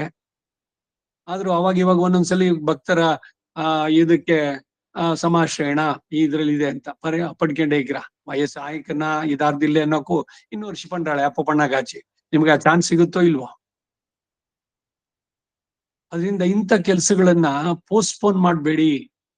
ಶರೀರದ ಸಾರ್ಥಕತೆ ಪಡೆಯೋದ್ರ ಬಗ್ಗೆ ಸೀರಿಯಸ್ ಆಗಿರಿ. ನಾಳೆ ಮಾಡೋಣ ಅಂತ ಮುಂದಿನ ವಾರ ಮಾಡ್ಬೇಕು ಅನ್ನೋದನ್ನ ನಾಳೆ ಮಾಡಿ, ನಾಳೆ ಮಾಡ್ಬೇಕು ಅನ್ನೋದನ್ನ ಇವತ್ ಮಾಡಿ, ಇವತ್ ಮಾಡ್ಬೇಕು ಅಂತಿದ್ದನ್ನ ಈಗ್ಲೇ ಮಾಡಿ. ಈ ಎಲ್ಲ ಮಾತುಗಳು ಹೇಳುವಂತದ್ದು. ಹಾಗೆ ನಿಮ್ಮ ಆಯಸ್ಸು, ನೀವುಗಳು ಅಲ್ಪವಾದ ಆಯುಷ್ ಪರಿಮಿತಿಯನ್ನು ಉಳ್ಳವರಾಗಿರೋದ್ರಿಂದ ಜಾಗೃತಿಯಾಗಿ ಬೇಗ ಈ ಕೆಲಸವನ್ನು ಮಾಡುವವರಾಗಿ, ಮಾಡುತ್ತೇವೆ ಎನ್ಬೇಕು, ಮಾಡುತ್ತೇವೆ ಎಂದು ಮಾಡದೆ ಇರಬಾರದು ಎನ್ನುವುದೇ ಇದೇ ಹಿಂದಿನ ಪಾಶುರಕ್ಕಿಂತ ಇದಕ್ಕಿರುವ ವಿಶೇಷ. ಈಗ ಪಾಶುರಕ್ಕೆ ಬರೋಣ. ஒன்றென பலவென அறிவரும் வடிவினுள் நின்ன நன்னெழில் நாரணன் நான் முகன் அரண் என்னும் இவரை ஒன்னு நும் மனத்து வைத்து உள்ளி நும் இரு பசை அறுத்து நன்றன நலம் செய்வது ಅವನಿಡೈ நம்முடை ನಾಳೆ. ಒಂದು ಎನ ಒಬ್ಬನೇ ಮುಖ್ಯರು ಎಂದು, ಫಲಮೇನ ಅನೇಕರು ಮುಖ್ಯರು ಎಂದು, ತ್ರಿಮೂರ್ತಿಗಳು ಎಲ್ಲ ಸಮ ಎಂದು, ಅರಿವು ಆರುಂ ತಿಳಿಯಲು ಅಶಕ್ಯವಾದ, ವಡಿವಿನೋಳ್ ರೂಪದಲ್ಲಿ ನಿನ್ನ ಇರುತ್ತಿರುವಂತಹ, ನನ್ರು ವಿಲಕ್ಷಣವಾದ, ಎಳಿಲ್ ಕಲ್ಯಾಣ ಗುಣಗಳಿಂದ ಪ್ರಕಾಶಿಸುವ ನಾರಾಯಣನ್ ಶ್ರೀಮನ್ನಾರಾಯಣನು, ನಾನ್ ಮೋಹನ್ ಚತುರ್ಮುಖನು, ಅರನ್ ಹರನು ಎನ್ನುಂ ಇವರೈ ಎಂದು ಶಾಸ್ತ್ರ ಪ್ರಮಾಣಗಳಿಂದ ಪ್ರಸಿದ್ಧರಾಗಿರುವ ಇವರನ್ನ ಒಂದ್ರ ಪಕ್ಷಪಾತ ಇಲ್ಲದಂತೆ ಮಧ್ಯಸ್ಥ ದೃಷ್ಟಿಯಾಗಿ ನುಮ್ಮನತ್ತೆ ನಿಮ್ಮ ಮನಸ್ಸಿನಲ್ಲಿ ವೈತು ಇಟ್ಟು ಉಳ್ಳಿ ಅವರ ಸ್ವರೂಪ ಸ್ವಭಾವಗಳನ್ನ ಸಪ್ರಮಾಣವಾಗಿ ತಿಳಿದುಕೊಂಡು ನುಂ ಇರುಪಶೈ ನಿಮಗೆ ಇಬ್ಬರಲ್ಲಿ ಇರುವಂತಹ ಬ್ರಹ್ಮ ರುದ್ರರಲ್ಲಿರುವಂತಹ ಈಶ್ವರತ್ವ ಬುದ್ಧಿಯನ್ನ ಅರುತ್ತು ಛೇದಿಸಿ ತ್ಯಜಿಸಿ ಅವನಿಡೈ ಶ್ರೀಮನ್ನಾರಾಯಣನಲ್ಲಿಯೇ ನಮ್ಮುಡೈ ನಮ್ಮ ನಾಳೆ ಆಯುಷ್ ಪರಿಮಿತಿಯು ಕಾಲದಲ್ಲಿಯೇ ನನ್ರಯನ ಸಮೀಚೀನವಾದ ನಲಂ ಪ್ರೀತಿಯನ್ನ ಭಕ್ತಿಯನ್ನ ಶೈವದು ಮಾಡುವುದು ತಕ್ಕದ್ದು. ಎಲ್ರು ಒಂದೇನೆ, ಏನಿಲ್ಲಿ ಹೋದ್ರೆ ಏನಂತು ಇದಕ್ಕೆ ಗುರುದ್ವಾರಕ್ಕೆ ಹೋಗ್ಬಿಟ್ಟು ಸಿಕ್ಕರು ಇದು ಗ್ರಂಥ ಸಾಹಿಬ್ ಇದೆ ಅದಕ್ಕೂ ನಮಸ್ಕಾರ ಮಾಡ್ಬೋಣ, ಯೇಸು ಕ್ರಿಸ್ತನ್ ಶಿಲ್ಬೆ ಇದೆ ಅಲ್ಲೂ ಚರ್ಚ್ಗೂ ಹೋಗಿ ಬರೋಣ. ವ್ಯಭಿಚಾರ ಆಗ್ಬಾರ್ದು ಭಕ್ತಿಯಲ್ಲಿ. ಇಲ್ಲೂ ಕೂಡ ಆಧಾರಗಳಿಂದ ಸರಿಯಾಗಿ ತಿಳಿದು ಆಮೇಲೆ ಆಚರಿಸಿ. ಎಲ್ರು ಒಂದೇ ಅಲ್ಲ, ನಿಸ್ಸಮಾಭ್ಯಧಿಕ ಇವನು ಭಗವಂತ, ಅವನಿಗೆ ಸಮರೂ ಇಲ್ಲ ಅಧಿಕರೂ ಇಲ್ಲ. ಈ ಅರಿವು ಸರಿಯಾಗಿದ್ರೆ ಬ್ರಹ್ಮನನ್ನ ರುದ್ರನನ್ನ ಇವನು ಸಮನಾಗಿ ನೋಡೋದಲ್ಲ. ಹಾಗಂತ ಅವರನ್ನೇನೋ ಇಳಿಸ್ತಾ ಇದ್ದೀವಿ ಅಥವಾ ಅವ್ರು ಕಡಿಮೆ ಮಾಡಿದ್ವಿ ಅಂತಿಲ್ಲ. ಅವರುಗಳು ಕೂಡ ಇವನನ್ನೇ ಆತ್ಮವಾಗಿ ಹೊಂದಿರೋರು, ಇವನ ನಿಯಮಕ್ಕೆ ಒಳಪಟ್ಟೆ ಅವರು ನಡೆಯುವಂತವರು. ಅವ್ರು ಸಪರೇಟ್ ಆಗಿ ನಮಗ್ ಮೋಕ್ಷ ಕೊಡೋದಕ್ಕೆ ಸಾಧ್ಯ ಇಲ್ಲ. ಈ ಎಲ್ಲ ಅರಿವು ಶಾಸ್ತ್ರ ಪ್ರಮಾಣಗಳೇ ಪ್ರಧಾನ. ಅವುಗಳಿಂದ ಸರಿಯಾಗಿ ತಿಳಿದು ಯಾರು ಸುಪ್ರೀಂ ಅನ್ನೋದನ್ನ ತಿಳಿದು ಅವನನ್ನ ಆಶ್ರಯಿಸಿ ನೀವು ಆಯಸ್ ಮುಗಿಯುವಷ್ಟರಲ್ಲಿ ಇದ್ರ ಸಾರ್ಥಕತೆ ಮಾಡ್ಕೊಳ್ಳಿ. ನಿಧಾನ ಪಣ್ಣಾಗ ಹಚ್ಚಿ ಅಪ್ರ ಕೇಟ ಹಚ್ಚಿ ಮಾಡೋಣ ಅಂತಂದ್ರೆ ಮುಗಿಯುತ್ತೆ ಅಷ್ಟೆ.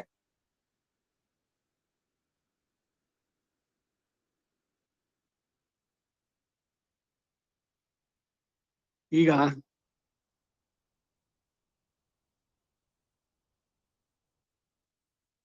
ஈடு ஒன்றென மூவர் பிரதானராய் மூவருக்கும் 3 சரீரம் உண்டாய் தொத்துகையாலே 3 சரீரத்திலும் ஒருவனை அதிஷ்டித்து கொண்டு நிற்கிறானோ அன்றியே 3லும் 3 சேத்தனர் ತಿರು ಚಂದ ವಿರುತ್ತನಲ್ಲಿ ಮೊನ್ನುಮಾಯ್ ಮೂರು ರೂಪವನ್ನು ತಗೊಂಡ 3 ಇದು ಮಾಡ್ದ. ಅವರು ಆ ಪಾಶುರದ ಅರ್ಥಕ್ಕೆ ನೋಡಿದ್ರೆ ಇದರ ಅನುಸಂಧಾನ ಬರುವಂತಹದ್ದು. 3 ಶರೀರದಲ್ಲೂ ಒಬ್ಬನೇ ಅಧಿಷ್ಠಾತ ಆಗಿ ನಿಂತಿದ್ದಾನೋ ಎಂದ್ರೆ ಅರಿಯವರಿಯ ವಡಿಹೊಳ ಒಡೆಯರಾಯ್ ನಿರ್ಕಿರ ஏகாத்மாதிஷ்டிதமோ அநேகாதிஷ்டிதமோ என்று அரியவரிதான வடிவை உடையராய் நின்ற நன்றெழில் நாரணன் அனன்ய பரமான நாராயண அனுவாக்காதிகளை நினைக்கிறார். எழிலென்று அபஹத பாப்மா திவ்யோ தேவஹா ஏகோ நாராயண என்கிற புகழை நினைக்குது. ಅಪಹದ ಪಾಪ್ಮ ವಿಜರೋ ವಿಮೃತ್ಯು ವಿಜಿಗಿತ್ಸಹ ಅಪಿಪಾಸಹ ಸತ್ಯಕಾಮ ಸತ್ಯ ಸಂಕಲ್ಪ ಇವೆಲ್ಲ ಹೇಳಿ ದಿವ್ಯೋ ದೇವ ಏಕೋ ನಾರಾಯಣ நன்றெழில் ரூபஸ்ரீயை பார்த்தவாறே கண்டவாத்தால் தனதே உலகன் இன்னான் என்கிறபடியே சர்வரட்சகன் இவனே என்னலாம். நாராயணன் திருநாமத்தை பார்த்தவாறே தன்னை ஒளிந்ததடைய பிரகாரமாய் கொண்டு தான் பிரகாரியாய் இருப்பான் ஒருவன் என்று தோத்தி இருக்கும். நான் முகன் ஒருவன்.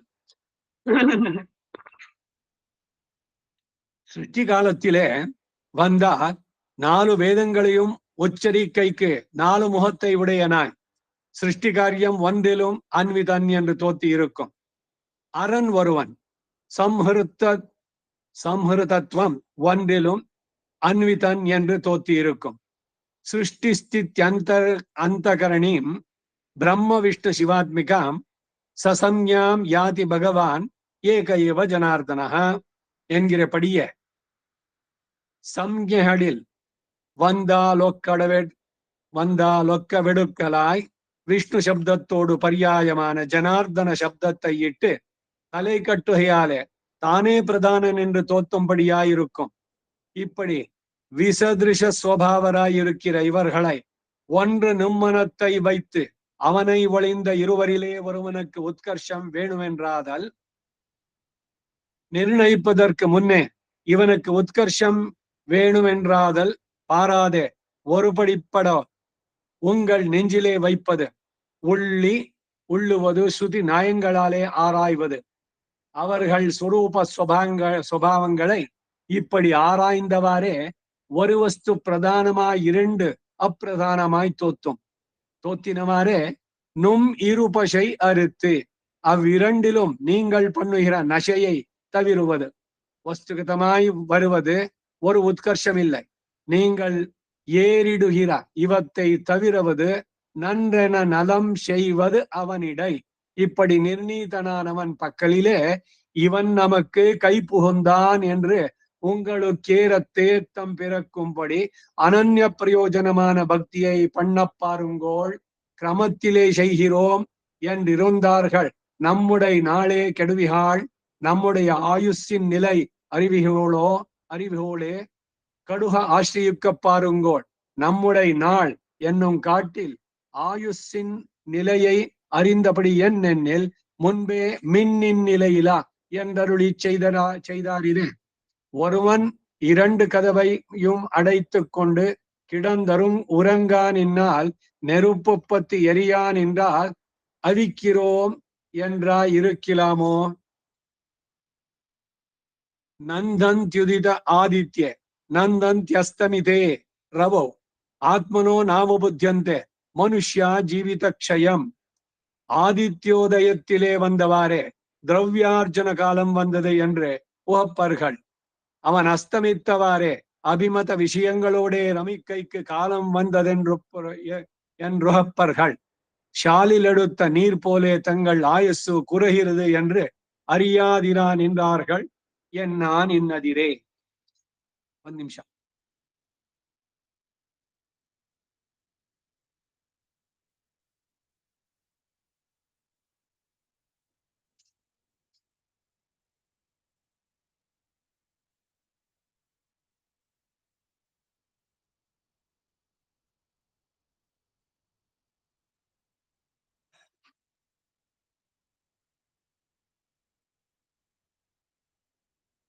ಒಂದು 3 7 7ನೇ ಪಾಠಕ್ಕೆ ಈಡು ಆಯ್ತು. ಆ ಈಡಿನ ಕನ್ನಡ ಅನುವಾದ ನೋಡೋಣ. ಒಂದ್ರೆನ ಫಲವೆನ, ಒಂದ್ರೆನ ಮೂವರು ಪ್ರಧಾನರಾಗಿ ಮೂವರಿಗೂ 3 ಶರೀರ ಉಂಟಾಗಿ ತೋರೋದ್ರಿಂದ 3 ಶರೀರದಲ್ಲಿ ಒಬ್ಬನೇ ಅಧಿಷ್ಠಾತ ಆಗಿ ನಿಂತಿದ್ದಾನೆಯೋ, ಅಲ್ಲದೆ 3ರಲ್ಲಿಯೂ 3 ಚೇತನರು ಅಧಿಷ್ಠಾತೃಗಳಾಗಿ ಇರುತ್ತಿದ್ದಾರೆಯೋ ಎಂದು ತಿಳಿಯಲು ಅಶಕ್ಯವಾದ ರೂಪಗಳನ್ನು ಉಳ್ಳವರಾಗಿ ನಿಲ್ಲುವ ಏಕಾತ್ಮಾಧಿಷ್ಠಿತವೋ ಅಥವಾ ಆತ್ಮಾಧಿಷ್ಠಿತವೋ ಎಂದು ತಿಳಿಯಲು ಅಶಕ್ಯವಾದ ರೂಪಗಳನ್ನ ಉಳ್ಳವರಾಗಿ ನಿಂತ ನನ್ರೆಡಿಲ್ ನಾರಾಯಣನ್ ಮತ್ತೊಬ್ಬರಿಗೂ ಅನ್ವಯಿಸಿದ ನಾರಾಯಣಾನುವಾಕಾದಿಗಳನ್ನ ನೆನೀತಾರೆ. ಎಳಿಲ್ ಅಂದರೆ ಅಪಹದ ಪಾತ್ಮ ದಿವ್ಯೋ ದೇವ ಏಕೋ ನಾರಾಯಣ ಎಂಬ ಗುಣವನ್ನು ನಿರೂಪಿಸುತ್ತೆ. ನನ್ರೆಳಿಲ್ ದಿವ್ಯ ಮಂಗಳ ವಿಗ್ರಹದ ರೂಪ ಸಂಪತ್ತನ್ನು ನೋಡಿದ್ರೆ ಕಂಡ ವಾತ್ತಾಲ್ ತನದೇ ಉಲಹೆನ್ನ ನಿನ್ರಾನ್ ಎಂಬಂತೆ ಸರ್ವರಕ್ಷಕನು ಇವನೇ ಎನ್ನಬಹುದು. ನಾರಾಯಣನ್ ಈ ದಿವ್ಯ ನಾಮವನ್ನು ನೋಡಿದ್ರೆ ತನಗಿಂತ ಬೇರೆಯಾದ ಎಲ್ಲಾ ವಸ್ತುಗಳನ್ನು ಪ್ರಕಾರಗಳನ್ನಾಗಿ ಹೊಂದಿ ತಾನು ಪ್ರಕಾರಿಯಾಗಿರುವ ಒಬ್ಬನೇ ಎಂದು ತೋರಿರುತ್ತೆ. ನಾರಾಯಣ ಬ್ರಹ್ಮ ಜಾಯತೆ ರುದ್ರ ಜಾಯತೆ ಎಲ್ಲ ಬರುತ್ತಲ್ಲ ನಾರಾಯಣದಲ್ಲಿ, ಎಲ್ಲವೂ ಅವನೇ ಅಂತ, ಅವನಿಂದಲೇ ಎಲ್ಲವೂ ಉಂಟಾಯ್ತು ಅಂತ ಹೇಳುವಂತ. ದ್ವಾದಶಾದಿತ್ಯ ರುದ್ರ ವಸವಶ್ಚಂದ ಎಲ್ಲವೂ ಕೂಡ ಅವನಿಂದನೇ. ನಾರಾಯಣ ದೇವ ಸಮುತ್ಪದ್ಯಂತೆ, ನಾರಾಯಣೇ ಪ್ರವರ್ತಂತೆ, ನಾರಾಯಣೇ ಪ್ರಲೀಯಂತೆ. ಈ ಅನುವಾಕ ನಾರಾಯಣ ಅನುವಾಕದಲ್ಲಿ ಹೀಗೆ ತಾನು ಪ್ರಕಾರಿಯಾಗಿ ಎಲ್ಲವನ್ನು ಪ್ರಕಾರವನ್ನಾಗಿ ಹೊಂದಿದ್ದಾನೆ. ನಾನ್ಮುಹನ್ ಒಬ್ಬನು ಸೃಷ್ಟಿಕಾಲದಲ್ಲಿ 4 ವೇದಗಳನ್ನು ಉಚ್ಚರಿಸುವುದಕ್ಕೆ 4 ಮುಖಗಳನ್ನು ಉಳ್ಳವನಾಗಿ ಸೃಷ್ಟಿ ಕಾರ್ಯ ಒಂದರಲ್ಲಿಯೇ ಅನ್ವಿತ ಎಂದು ತೋರುತ್ತೆ. ಅರನ್ ಒಬ್ಬನು ಹರ ಈಶ್ವರ ಶಿವ ಸಂಹೃತತ್ವ ಒಂದರಲ್ಲಿಯೇ ಅನ್ವಿತ ಎಂದು ತೋರುತ್ತೆ. ಸೃಷ್ಟಿ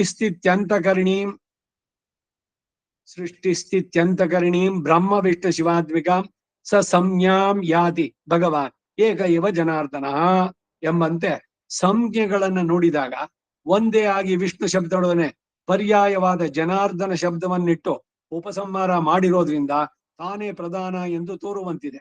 ಹೀಗೆ ವಿಸದೃಶ ಸ್ವಭಾವರಾಗಿರುವ ಇವರುಗಳನ್ನ ಒಂದು ನುಮ್ಮನತ್ತು ವೈತೆ ಅವನನ್ನ ಬಿಟ್ಟು ಮಿಕ್ಕ ಇಬ್ಬರಲ್ಲಿ ಒಬ್ಬನಿಗೆ ಉತ್ಕರ್ಷ ಬೇಕು ಎಂದಾಗಲಿ ನಿರ್ಣಯಿಸುವುದಕ್ಕೆ ಮುಂಚೆ ಇವನಿಗೆ ಉತ್ಕರ್ಷವು ಬೇಕೆಂದಾಗಲಿ ನೋಡದೆ ಒಂದೇ ರೀತಿಯಾಗಿ ಮಧ್ಯಸ್ಥ ದೃಷ್ಟಿಯಿಂದ ಕೂಡಿದ ನಿಮ್ಮ ಮನಸ್ಸಿನಲ್ಲಿ ಇಡಿರಿ. ಉಳ್ಳಿ ಶ್ರುತಿ ನ್ಯಾಯಗಳಿಂದ ಚೆನ್ನಾಗಿ ಪರಿಶೀಲಿಸೋದು. ಯಾರು ಸೃಷ್ಟಿಗೆ ಜಾರಣಕರ್ತ? ಕಿಂ ಕಾರಣಂ ಬ್ರಹ್ಮ, ಚತುರ್ಮುಖ ಬ್ರಹ್ಮನ ಇಲ್ಲ ಶಿವನ? ಅರನ್ ಅಯನ್ ಇವರೆಲ್ಲ ಎಲ್ಲಿಂದ ಉಂಟಾದ್ರು? ಅವರುಗಳ ಪುರಾಣಗಳ ಕಥೆಗಳನ್ನು ನೋಡಿ ಅವರಿಗೆ ಕಷ್ಟ ಬಂದಾಗ ರಕ್ಷಣೆ ಮಾಡಿದವನು ಯಾರು? ಅವರಿಗೆ ಅಂತರಾತ್ಮನಾಗಿ ಅವರನ್ನು ನೇಮಿಸುವಂತವನು ಯಾರು? ಎಲ್ಲ ಚೆನ್ನಾಗಿ ವಿಚಾರ ಮಾಡಿ ಪರಿಶೀಲಿಸಿ. ಸಾರದಡುಗೆಯ ವಿಚಾರದೊಲೆಯಲ್ಲಿ ಮಾಡಿ ಅನ್ನೋದಿದ್ದೇನೆ. ಅವರುಗಳ ಸ್ವರೂಪ ಸ್ವಭಾವಗಳನ್ನ ಹೀಗೆ ವಿಮರ್ಶೆ ಮಾಡಿ ನೋಡಿದಾಗ ಒಂದು ವಸ್ತು ಪ್ರಧಾನವಾಗಿಯೋ ಉಳಿದ ಎರಡು ಅಪ್ರಧಾನವಾಗಿಯೂ ತೋರುತ್ತೆ. ಅವನು ಇಲ್ದಿದ್ರೆ ಇವನು ಇಲ್ಲ, ಅವನು ಇಲ್ಲ, ಅರನೂ ಇಲ್ಲ, ಇವನು ಈಶ್ವರನೂ ಇಲ್ಲ, ಅಯ್ಯನೂ ಇಲ್ಲ. ಅಯ್ಯನ್ ಅಂತಂದ್ರೆ ಬ್ರಹ್ಮ. ಹಾಗೆ ತೋರಿದಾಗಲೇ ನುಮ್ ಇರುಪಶೈ ಅರುತ್ತೆ. ಅವರಿಬ್ಬರಲ್ಲಿಯೂ ನೀವುಗಳು ಮಾಡುವ ಪ್ರೀತಿ ಬಿಟ್ಟು ಹೋಗುತ್ತೆ. ಅವರನ್ನು ದ್ವೇಷಿಸಿ ಅಂತ ಇಲ್ಲಿ ಹೇಳ್ತಾ ಇಲ್ಲ. ಯಾರು ಸುಪ್ರೀಂ ಅನ್ನೋದನ್ನ ತಿಳಿರಿ. ಕಾರಣಂತೂ ಧ್ಯೇಯ, ಜಗತ್ತಿಗೆ ಕಾರಣಕರ್ತ ಯಾರು? ಗಜೇಂದ್ರ ಆದಿಮೂಲ ಅಂತ ಕರೆದ. ನಾಹಂ ಅಂದ ಚತುರ್ಮುಖ ಬ್ರಹ್ಮ. ಬ್ರಹ್ಮಲೋಕದಲ್ಲಿ ಕೇಳಿಸ್ತವನಿಗೆ, ನಾನಲ್ಲ ಜಗದಾದಿ ಕಾರಣ ಅಂದ ಅವನು. ಆದಿಮೂಲಮೇ ಅಂತಂದಾಗ ನಾಹಂ. ಈಶ್ವರನಿಗೆ ಕೈಲಾಸದಲ್ಲಿ ಕೇಳಿಸ್ತೋ, ನಾಹಂ ನಾಹಂ ನಾಹಂ ನಚಾಹಂ ನಚ ಭವತಿ ಪುನಸ್ತಾದೃಶೋ ಮಾದೃಶೇಶು. ಕಡೆಗೆ ಯಾರಾಗಿದ್ದಾನೋ ಜಗತ್ ಕಾರಣ ಮೂರ್ತಿ ಬಂದ ಗರುಡಾರೂಢನಾಗಿ. ಅವನ ಆ ತ್ವರೆಗೆ ನಮಸ್ಕಾರ ಅಂತಾರೆ.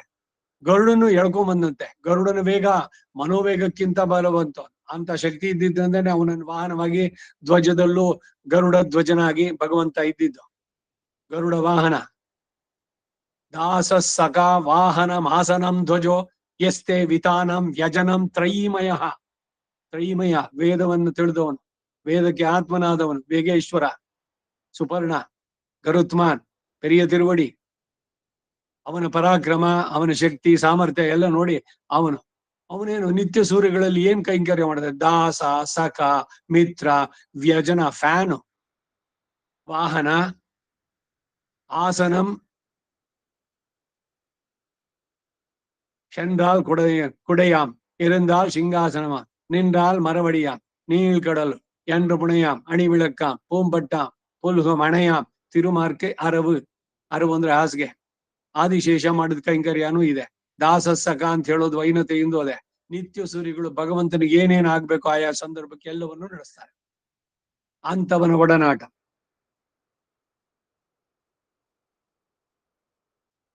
ಹಾಗೆ ಇವನ ಸೃಷ್ಟಿಯ ಕಾರ್ಯದಲ್ಲಿ ಈ ಕೆಲಸಗಳನ್ನ ನಡೆಸುವುದಕ್ಕಾಗಿ ಇರೋರು ಬ್ರಹ್ಮ ಶಿವ.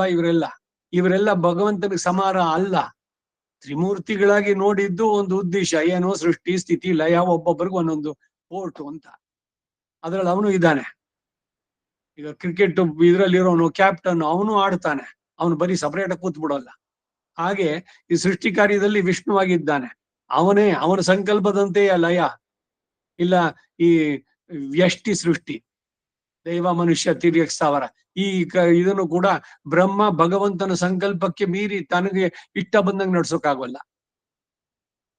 ಯಾರು ಚೀಫ್, ಯಾರು ನಿಯಾಮಕ? ಇದನ್ನು ಸರಿಯಾಗಿ ತಿಳಿಯಿರಿ. ಅದನ್ನ ಇಲ್ಲಿ ಹೇಳ್ತಾ ಇರೋದು. ವಿಚಾರ ಮಾಡಿ ತಿಳಿದ್ರೆ ಬ್ರಹ್ಮ ಕೃಷ್ಣನು ಯಾರು ಅನ್ನೋದು ಗೊತ್ತಿಲ್ವೇ ಅವನಿಗೆ? ಆದ್ರೂ ಕೂಡ ಪರೀಕ್ಷೆ ಮಾಡ್ಬೇಕು ಅಂತ ಬಂದಲ್ಲ. ಅವನು ಕರುಗಳನ್ನೆಲ್ಲ ಬಚ್ಚಿಟ್ಟ, ಅವನ ಮಿತ್ರರನ್ನೆಲ್ಲ ಬಚ್ಚಿಟ್ಟ 1 ವರ್ಷ ಕಾಲ. ಕೃಷ್ಣನ ಮೈಯಿಂದ ಎಲ್ಲರೂ ಬಂದ್ರು, ಹಸುಗಳು ಬಂತು, ಇದು ಬಂತು. ಒಂದ್ರಲ್ಲೂ ಸ್ವರೂಪ ಸ್ವಭಾವ ಎಲ್ಲೂ ವ್ಯತ್ಯಾಸ ಇಲ್ಲ. ಯಾರಿಗೂ ಗೊತ್ತಿಲ್ಲ. ಆದ್ರೆ ಎಲ್ರಿಗೂ ಅನ್ಸುತ್ತೆ, ಅಯ್ಯೋ ನಮ್ಮ ಮಗನ ಮನೇಲಿ ಏನೋ ಒಂದು ಮುಖದಲ್ಲಿ ಕಳೆ ಇದೆಯಲ್ಲ, ನಮ್ಮ ಹಸುವಿನ ಕರುವಿನಲ್ಲಿ ಏನೋ ಒಂದು ಕಳೆ ಇದೆ ಅಂತ ಅಷ್ಟೇ. ಗೋಪುರದಲ್ಲಿ ಈ ಮಧ್ಯದಲ್ಲಿ ಇವನೇ ಹೋಗ್ಬಿಟ್ಟು ಅಲ್ಲಿಗೆ ಚತುರ್ಮುಖನ ಸತ್ಯಲೋಕ ಬ್ರಹ್ಮನ ಲೋಕಕ್ಕೆ ಹೋಗಿ ಆ ದ್ವಾರಪಾಲಕರಿಗೆ ಹೇಳ್ದ, ನೋಡಿ ನಾನು ಚತುರ್ಮುಖ ಬ್ರಹ್ಮ ಬರ್ತಾ ಇದ್ದೀನಿ ಅಂತ. ಚತುರ್ಮುಖನ ರೂಪದಲ್ಲಿ ಹೋಗ್ಬಿಟ್ಟು, ಇನ್ಯಾರೋ ಬಂದು ನಾನು ಚತುರ್ಮುಖ ಅಂತ ಹೇಳಿದ್ರೆ ಒಳಗಡೆ ಸೇರಿಸ್ಬೇಡಿ ಅಂತ. ಚತುರ್ಮುಖ ಇದೆಲ್ಲ ಮಾಡ್ಬಿಟ್ಟು ಅಲ್ಲಿ ಹೋದ್ರೆ ಅವನ ಸೇವಕರೇ ಅವ್ನು ನಿಲ್ಲಿಸ್ಬಿಟ್ರು. ನಾನ್ ಕಣೋ, ನೀನು ಗೊತ್ತು ನನಗೆ, ಎಲ್ಲ ಒಳಗಡೆ ಹೋದಾಯ್ತಾಗ್ಲೇನೆ ಚತುರ್ಮುಖ ಬ್ರಹ್ಮ, ಈ ರೀತಿ ನಾಟಕ ಮಾಡ್ಕೊಂಡು ಬರೋದು ಬೇಡ ಅಂತ. ಅವನಿಗೆ ಎಂಟ್ರಿ ಸಿಗ್ಲಿಲ್ಲ. ರುದ್ರನ್ ಕಥೆಗಳು ಗೊತ್ತೇ ಇದೆ. ಕಪಾಲ ನನ್ಮೋ ಕತ್ತುಕೊಂಡುಕೊಂಡ್ ಮೀನ್. ಬರೀ ಕಪಾಲ ಮೋಕ್ಷ ಒಂದೇ ಅಲ್ಲ. ಅವನ್ ಕೇಳ್ದ ಭಸ್ಮಾಸುರ, ಏನು ವರ? ಯಾರ ತಲೆ ಮೇಲೆ ಕೈ ಇಟ್ರೆ ಅವ್ರು ಸಾಯ್ಬೇಕು, ಭಸ್ಮವಾಗಬೇಕು. ಭಸ್ಮಾಸುರನ್ ಕತೆ. ಅವನು ತಥಾಸ್ತು ಅಂತಂದ. ತಡಿ 1 ನಿಮಿಷ ನಿಂತ್ಕೋ, ನಾನ್ ಟ್ರೈ ಮಾಡಿ ನೋಡ್ತೀನಿ, ನೀನ್ ಹೇಳಿದ್ ವರ ಆಗುತ್ತೋ ಇಲ್ವೋ ಅಂತ. ಶಿವನ್ ತಲೆ ಮೇಲೆ ಕೈ ಇಡೋಕ್ ಹೋದ ಅವನು. ಶಿವನ ಹೆದರ್ಕೊಂಡು ಓಡ್ದ. ಬಂದಿದ್ ಯಾರ ಹತ್ರ? ನಾರಾಯಣನ ಹತ್ರ. ನಾರಾಯಣ ಒಂದು ಸ್ತ್ರೀ ಮೋಹಿನಿ ರೂಪದಲ್ಲಿ ಬಂದ ಅಲ್ಲಿ. ಅವಾಗ ಈ ಭಸ್ಮಾಸುರನಿಗೆ ಶಿವನ ಬಗ್ಗೆ ಹೊರಟೋಯ್ತು. ಅಯ್ಯೋ ಎಷ್ಟ್ ಚೆನ್ನಾಗಿದ್ದಾಳೆ ಅಂತ. ನೀನ್ ನನ್ನ ಹೆಂಡತಿ ಆಗು ಒಂದ, ನಂದೊಂದು ನಿಬಂಧನೆ ಇದೆ, ನನ್ ತರ ನೀನ್ ನಾಟ್ಯ ಮಾಡು, ನನ್ನನ್ನು ಮೀರಿಸಿದ್ರೆ ನಿನ್ನ ನಾನು ಮದುವೆ ಆಗ್ತೀನಿ ಅಂತ. ಅಲ್ಲಿ ಇಬ್ಬರಿಗೂ ಒಂದು ನೃತ್ಯ ಕಡೆಗೆ ಮಾಡಿ ಒಂದು ತಲೆ ಮೇಲೆ ತನ್ನ ಕೈ ಬರುವಂಗೆ ನಿಂತ್ಕೊಂಡು, ಯಾರು ವಿಷ್ಣು ಮೋಹಿನಿ ರೂಪದಲ್ಲಿ, ಭಸ್ಮಾಸುರ ಭಸ್ಮವಾದ. ಹೀಗೆ ರುದ್ರ ಕೊಟ್ಟ ವರದಿಂದ ಅವನನ್ನು ರಕ್ಷಣೆ ಮಾಡಿದ್ದು. ಒಂದೇ ಎರಡೇ ವೃತ್ತಾಂತಗಳು. ಇದು ಸರಿಯಾಗಿ ತಿಳಿಯಿರಿ ಅಂತ ಹೇಳೋದಷ್ಟೇ, ಯಾರನ್ನು ನಿಂದಿಸೋದು ಉದ್ದೇಶ ಅಲ್ಲ. ಕಣ್ಣು ಕಾಣದ ಗಾವಿಲರು ಅಂತ ಒಂದು ಸಂಚಿ ಹೊನ್ನಮ್ಮನ ಪದ್ಯ ಒಂದಿದೆ. ಆ ರೀತಿ ಸುಮ್ನೆ ಗೊತ್ತಿಲ್ದಲಿರೋರು ಏನೇನೋ ಹೇಳೋದು, ಅರ್ಥವೂ ತಿಳಿದಿಲ್ಲ. ಅಯ್ಯೋ ಎಲ್ಲ ನಾವು ಬ್ರಾಡ್ ಔಟ್ಲುಕ್ ಇರ್ಬೇಕು, ನಮಗೆ ಸೆಕ್ಯುಲರ್ ಮೈಂಡ್ ಇರ್ಬೇಕು, ನನ್ನ ಗಂಡನು ಪುರುಷನೇ, ಆ ಬೇರೆಯವರು ಪುರುಷರೇ, ಯಾರ ಜೊತೆ ಮಲಗಿದ್ರೇನು ಅವನು ಪುರುಷ ಇವನು ಪುರುಷ. ವ್ಯಭಿಚಾರ ಮಾಡೋಕ್ಕಾಗತ್ತೇನು ಭಕ್ತಿಯಲ್ಲಿ? ನಾರಾಯಣನೇ ನ ಅನ್ಯಃ, ಅಲ್ಲಿ ಆ ನಿಷ್ಠೆ ವಿಶ್ವಾಸ ಇರ್ಬೇಕು. ಪತಿ ಪತ್ನಿಯರಲ್ಲಿ ಅವರಿಬ್ರು, ಆ ಸಂಬಂಧದ ಮಧ್ಯೆ ಇನ್ಯಾರ ಸಂಬಂಧನೂ ಬರಬಾರದು. ಅವ್ಯಭಿಚರಿತ ಭಕ್ತಿ ಭಗವದ್ಗೀತೆಯಲ್ಲಿ ಕೃಷ್ಣನೇ ಹೇಳ್ದ.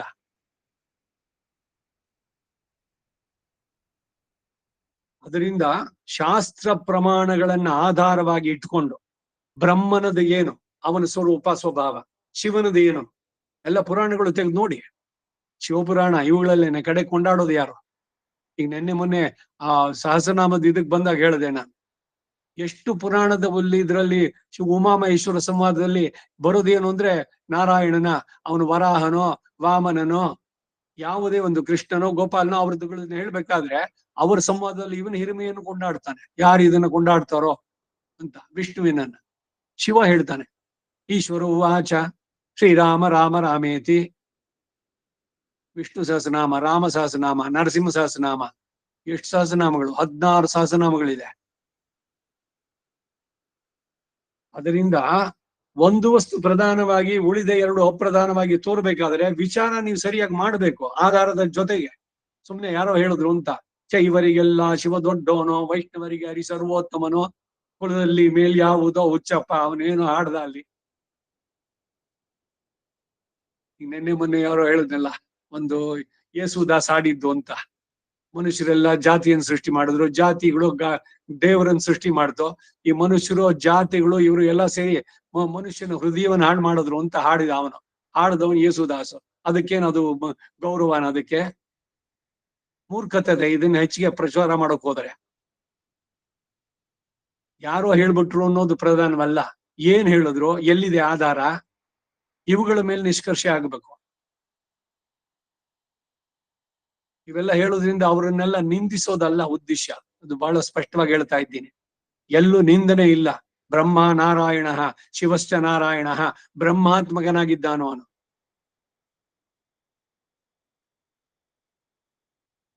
ವಸ್ತುಗತವಾಗಿ ಬರುವಂತಹ ಒಂದು ಉತ್ಕರ್ಷವಿಲ್ಲ, ನೀವು ಆರೋಪಿಸುವ ಉತ್ಕರ್ಷವನ್ನ ಬಿಡೋದು. ನನ್ರೇನ ನಲಂ ಶೈವದ ಅವನಿಡೈ, ಹೀಗೆ ನಿರ್ಣೀತನಾದವನ ವಿಷಯದಲ್ಲಿ ಇವನು ನಮಗೆ ಕರಗತನಾದವನು ಎಂದು ನಿಮಗೇನೆ ನಿಷ್ಕೃಷ್ಟ ಜ್ಞಾನ ಬರುವಂತೆ ಅನನ್ಯ ಪ್ರಯೋಜನದ ಭಕ್ತಿಯನ್ನ ನೀವು ಮಾಡುವರಾಗಿ. ಅವ್ಯಭಿಚರಿತ ಭಕ್ತಿಯಿಂದ ಜಗತ್ ಕಾರಣ ಯಾವುದೋ ಅವನನ್ನ ಆಶ್ರಯಿಸಿ. ಅವನು ನಾರಾಯಣ, ದಿವ್ಯೋ ದೇವ ಏಕೋ ನಾರಾಯಣ. ಆಧಾರಗಳ ಜೊತೆಗೆ ಹೇಳ್ತಾ ಇರೋದು. ಹೀಗೆ ತಿಳಿಸಿದ್ರು ಲೋಕದ ಜನ.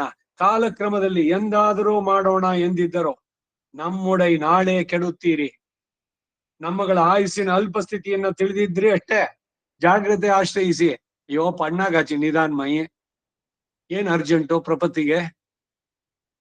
ಪ್ರಪತ್ತಿ ಮಾಡ್ಕೊಂಡ್ರೆ ಹೋಟೆಲ್ನಲ್ಲಿ ತಿನ್ಬಾರ್ದಂತೆ.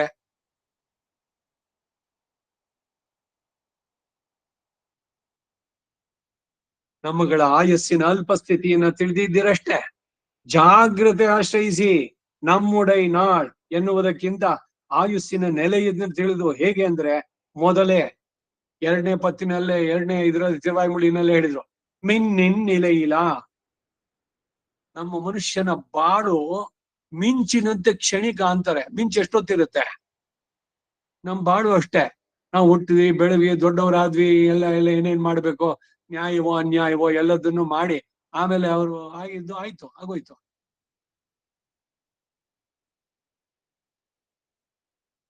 ಯಾರೋ ಆತ್ಮೀಯರು ಎಲ್ಲ ಇದ್ರದಕ್ಕೆ ಎಲ್ಲ ಕೇಳಿದ್ರಿ. ಆಮೇಲೆ ಏನೋ ಮಾತಾಡ್ತಾ, ಅವ್ರು ಇಲ್ಯಾ ಪೈ ಪೈಚ, ಅಯ್ಯೋ ತಿರುವೆ ತಿರಿಯಾದೆ ಎನ್ನ ಇಂತ ಬಳಕೆ, ಹಾರ್ಟ್ ಅಟ್ಯಾಕ್, ಕಿಡ್ನಿ ಫೇಲ್ಯೂರ್. ಸದ್ಯ ನಮ್ಗಾಗಿಲ್ಲ, ನಾವಿಲ್ಲಿ ಪರ್ಮನೆಂಟ್, ಅವ್ರು ಒಟ್ಟಾಗಾಯ್ತು. ಗುರಿ ಇಷ್ಟಲ್ಲೇನೇ ಆಗೋಯ್ತು.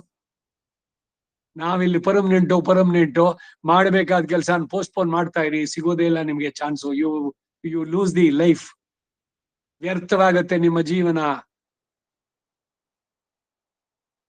ಆ ತೀವ್ರತೆ ಬಯಕೆ ಬೇಕು, ಬೇಗ ಮಾಡ್ಕೊಳ್ಳೋಣ ಅನ್ನೋ ತ್ವರೆ ಬೇಕು, ಭಗವಂತನನ್ನ ನಾನು ಕಾಣಬೇಕು, ಅದಕ್ಕಾಗಿ ಒದ್ದಾಡಬೇಕು.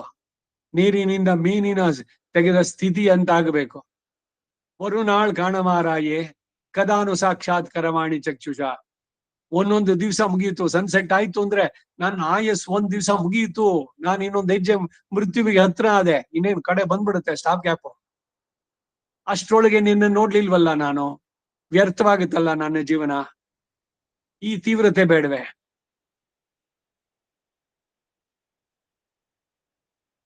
ಒಬ್ಬನು ಮನೆಯ 2 ಬಾಗಿಲುಗಳನ್ನು ಹಾಕಿಕೊಂಡು ಒಳಗೆ ನಿದ್ರಿಸುತ್ತಿರುವಾಗ ಮನೆಗೆ ಬೆಂಕಿ ತಗಲಿ ಉರಿತಾ ಇದ್ರೆ ನಿಧಾನವಾಗಿ ಅರ್ಸೋಣ ಎಂದು ಸಮಾಧಾನದಿಂದ ಇರ್ಬಹುದು.